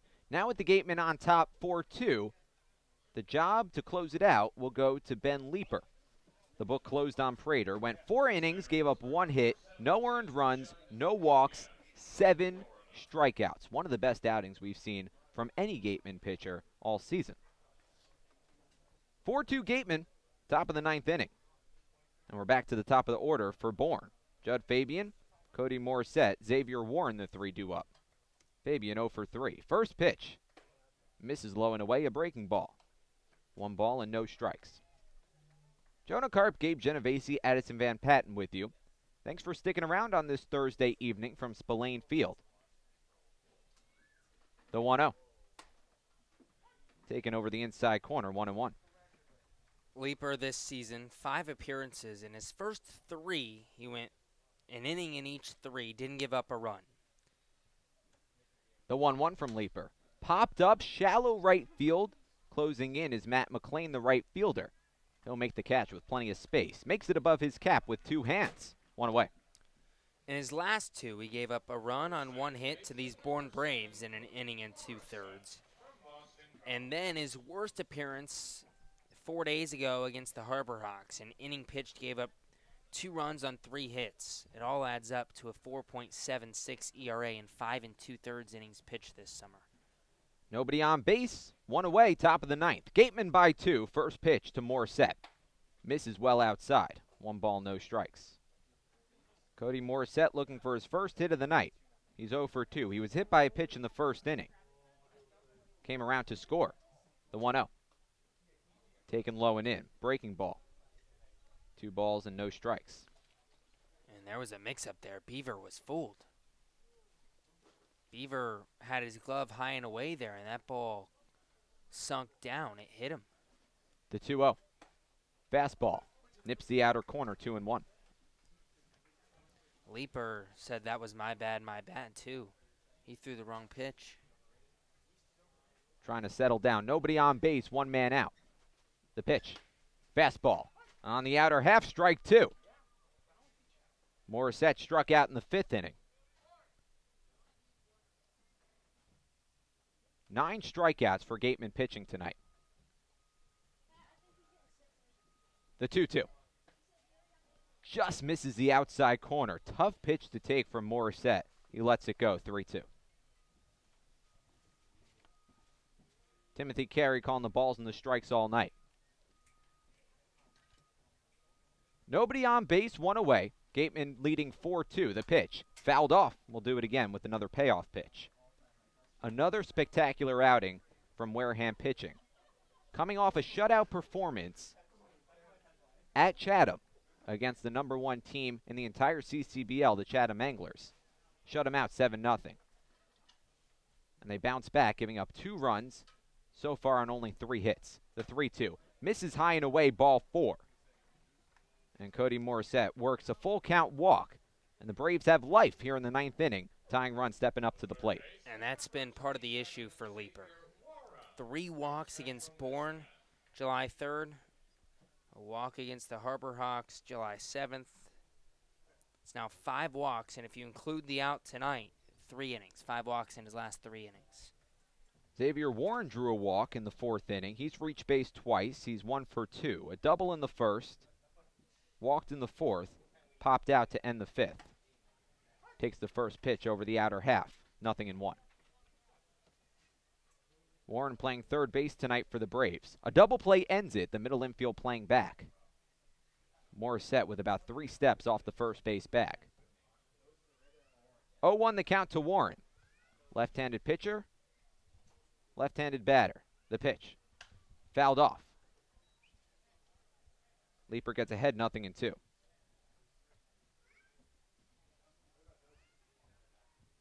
Four runs on 10 hits, 1 error tonight for the Gatemen. 2 runs on 3 hits, 1 error for Bourne.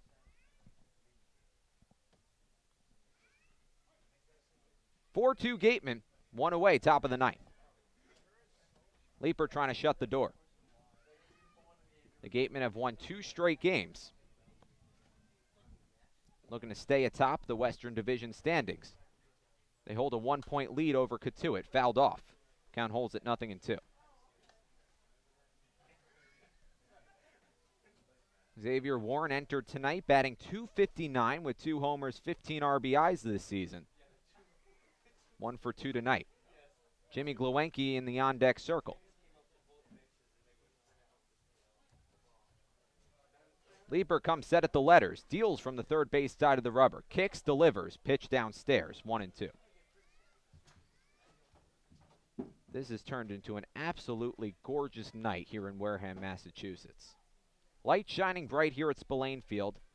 9:16 on the East Coast. Game started at 6:46. The 1-2. Taken low and in, and it gets away from Beaver. It's off his glove, and it rolls to the backstop. Cody Morissette takes second base easily. 2 balls and 2 strikes to count to Warren, and that eliminates the double play opportunity. This next pitch or 2 from Leaper, they're the biggest of the night. Up by 2, starting to struggle a little bit after the walk, and now a couple straight balls. Need an out here. Runner in scoring position with 1 away in the top of the 9th. Warren digs in. 2 balls, 2 strikes to count. The pitch from Leaper. Misses low and in, ball 3. Second straight batter that Leaper has fallen behind, 3-2.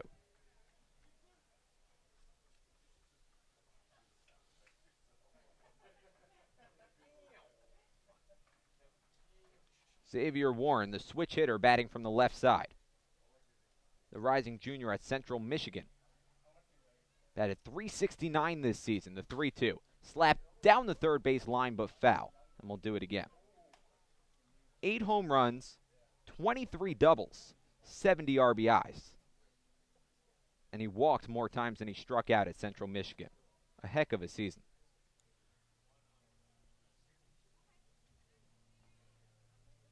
Played some catcher, played some third base, first base. His primary position was shortstop, but tonight he's over at third. Represents the tying run. 4-2. Gatemen on top. The pitch. Chopped right side of the infield. Jacob Teeter dives, rolls, fires to first with Leaper covering. Did he get there in time? No, he did not. The fans here at Spillane Field apoplectic. Xavier Warren beats it out as Morissette goes over to third. And Leaper never touched the base. He never got his foot on the bag. At least from our angle, that's what I saw. Again, just a weird hop in this Spillane dirt, though. Looked like it was going to be a nice, easy hop for Teeter. Instead, the ball stayed along the ground.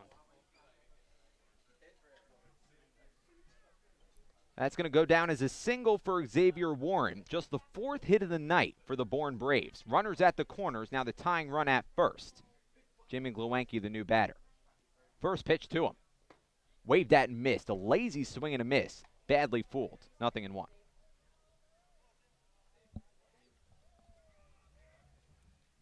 Glowacki 0 for 3. 2 groundouts and a flyout. Morissette at third. Warren at first. The pitch. Slapped on the ground. Left side could be 2. Scooped up by Sems, the shortstop. Throw over to first is in time. Double play, and that'll do it. 6-4-3, and the Gatemen win it. Benjamin Sems turns 2. Final score from Spillane Field, 4-2 Gatemen.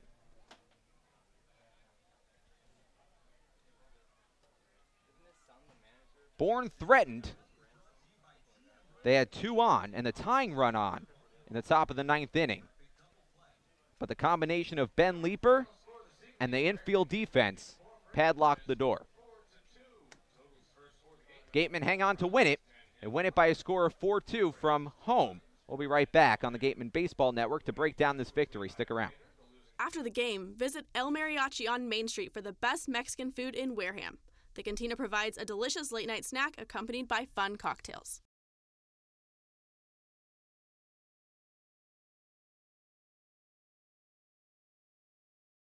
The Wareham Gatemen would like to thank Franklin Sports for their sponsorship of the Cape Cod Baseball League. Franklin is yet again proud to be the official batting glove of the Cape Cod Baseball League. Throughout the summer, all the Cape League teams are wearing their own custom team batting gloves courtesy of Franklin Sports. To order your favorite team's design or to create your own, visit franklinsports.com/custom, enter code CCBL20 for 20% off your purchase. From Cape Cod to the major leagues, only the best hitters in baseball wear Franklin gloves. Come as you are, sit down, and relax at the deck of the Gateway Tavern. Enjoy the view while exploring their extensive food and drink menus for the ideal Cape Cod dining experience.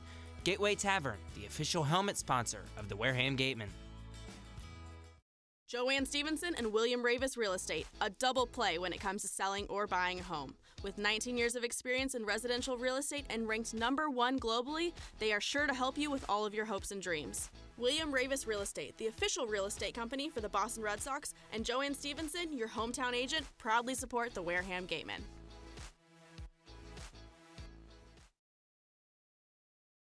Located on the Cape Cod Canal, Keystone Place at Buzzards Bay is the area's newest rental independent living, assisted living, and memory care community. With some of the area's largest apartments and an ultra-inclusive monthly service package, Keystone Place is a life-fulfilling retirement community unlike any other. Discover Keystone Place, the best option in Cape Cod. One of the Gatemen's favorite places for their post-game meals is Cool Cone, where you can get anything from fried clams and fried chicken to an ice cream sundae, and then top it all off with a round of mini golf. Cool Cone, located on Route 6 on the Wareham-Marion line. The law firm of Lang, Exafaris & Bullard, providing families and businesses in the greater New Bedford community with legal services for 40 years. We look forward to serving you. For an appointment, call 508-992-1270. We invite you to learn more about the law firm of Lang, Exafaris & Bullard by visiting our website, lxblaw.com. Legacy Insurance Agency at 213 Main Street here in Wareham can offer you coverage for all your insurance needs. We have the bundle discounts, the accident forgiveness, the vanishing deductible, no loss, etc. But unlike those gimmick companies, we can quote you with multiple carriers. So forget the lizard and price tool and come talk to a professional. We'll help you find what's right for you. 4-2 Gatemen take the victory against the Bourne Braves. They now lead the season series 2-1 against their Western Division foes. Back here inside the John Wild broadcast booth, Jonah Karp, Gabe Genovesi breaking down this victory from Spillane Field. Now 3 straight victories for the Wareham Gatemen. Boy, has the pitching turned a corner. It's been unbelievable what the pitching's done in the last 3 days for Wareham. I mean, tonight, Bourne, 2 runs on 4 hits. Both runs and 2 of the hits were in the first inning. Bourne had 2 hits the rest of the game, innings 2 through 9. They only left 2 on base. The Braves didn't get a lot of chances tonight. And I mean, what a day for Levi Prater out of the bullpen. 4 innings pitched, 1 hit given up. No runs, no walks, 7 strikeouts, including striking out the side of the 8th. That was part of a stretch where he struck out 4 in a row because he struck out McKenzie to end the 7th inning. What a day for the Oklahoma Sooner. This is coming off a 7-0 victory against Chatham yesterday, perhaps the most impressive performance of the season for the Wareham Gatemen, and a game that really showcased how good this pitching staff could be when they're led by guys like Ian Bedell and Trent Palmer. Levi Prater deserves to be a part of that conversation. 100%. Just mentioned his line from tonight. Prater, I mean, he's been decent all season long for Wareham. Got the win June 28th at Chatham in his first appearance, 2 innings scoreless. 2 2/3 innings scoreless at Harwich. So 3 of his 4 appearances now scoreless this season. Did give up a couple of runs at YD on July 2nd, but he's been fantastic. The lefty out of Oklahoma. He's a guy you want on the bump in a close ball game, middle, late in the game, and that's what you saw here tonight. Kind of goes without saying, but you don't win ball games unless you score more runs than your opponent, and that's what the Gatemen did today. Jacob Teeter really standing out. Teeter stood out today, 3 for 4 with a walk, had an RBI single in the 8th inning. And don't forget about Dallas Beaver. The biggest hit of this ball game was from Dallas Beaver with 2 outs in the bottom of the 7th. Game tied at 2 after nobody had scored in innings 2 through 6. Beaver delivers that 2-out RBI single. He's now 6 for 9 this season with 2 outs and runners in scoring position. By far the most clutch 2-out hitter the Gatemen have had this season, and he comes through once again. The Gatemen aren't the only hot team right now in the Cape League. Katuitt has also won a few consecutive games. They just took down Harwich 2-0. That game has gone final, and that's a big-time victory for Wareham because that keeps them in first place. Yeah, keeps Wareham in first place. Tonight's victory does. Again, just a half game up on Katuitt, and it'll stay that way with Katuitt winning tonight. Looking around the league, I know we were going to do this a little later, but nothing really went Wareham's way tonight. Falmouth beat Chatham. That's a win for a Western Division team. Chatham in the East, they fall once again. Hyannis got a win, so the bottom of the West, the Harbor Hawks beat Orleans. So nothing else really went Wareham's way around the league, but the most important thing was right here at Spillane Field, and Wareham got the victory over Bourne. When we come back from this break, Addison Van Patten will talk to tonight's player of the game. You don't want to miss it. It's going to be riveting. Stick around. You're watching GBN. The 99 Restaurant is a proud sponsor of the Cape Cod Baseball League. Visit them in Centerville, Falmouth, Mashpee, Wareham, or Yarmouth this summer and try some local flavor from the winner of the Cape Times Best Restaurant for Takeout, the 99. Always the real deal. The Wareham-based 80 Makepeace Company, founded in 1854, is the world's largest cranberry grower and the largest private property owner in eastern Massachusetts. The company supports organizations like the Wareham Gatemen and projects like the outdoor cranberry bog classroom that you may have passed on your way in. Visit admakepeace.com to learn more. Back here inside the John Wild broadcast booth, 4-2. Wareham taking down the Bourne Braves. They've now won their last 3. Jonah, Karp, Gabe, Genovesi with you breaking down tonight's victory. Let's send it down to Addison Van Patten, standing by with tonight's player of the game. Patten here with Levi Prater. Now, Levi, best relief pitching outing for any Gateman so far this season. 7 strikeouts. Walk me through tonight's performance. Just found my fastball command early, competed well in the zone with that. Got him to chase a few pitches, and when you compete with your fastball early in the count like that, sets up all your off speed and makes it look that much better. Win last night at Chatham for the Gatemen, win again tonight. We're kind of on a roll here, and, it's what we needed after a couple losses there previously. What's been working well for the team overall in the bullpen? Just stay hot. Don't get on streaks. Don't get on hot streaks. Don't get on cold streaks. Just high lows and lows highs. You serve predominantly as a starting pitcher back at your school. You've been serving as relief here for us. What's the changeup like, and what do you like most? More just being able to come out and just go 100% from the get-go. As a starter, you kind of got to reserve yourself so you can get to that 6th, 7th, 8th inning. And as a reliever, you just come in, show your stuff, and give them all you got. Good performance from the pitching players as well as Beaver specifically tonight. What do you have to say for everyone on that side of the field? Those dudes can swing it 1 through 9. We got probably one of the best lineups in the Cape. I think we got one of the best batting averages, lead strikeouts. I mean, they speak for themselves. They put up runs every day. They support the pitching staff just as much as we support them. All-Star player selection is this Saturday. The coaches are going to be meeting up and discussing who they want to pick. You're definitely in contention, especially now after tonight's performance. How do you feel about possibly being selected for that All-Star game, and as for all of your other teammates? Just blessings, man. Just keep working every day.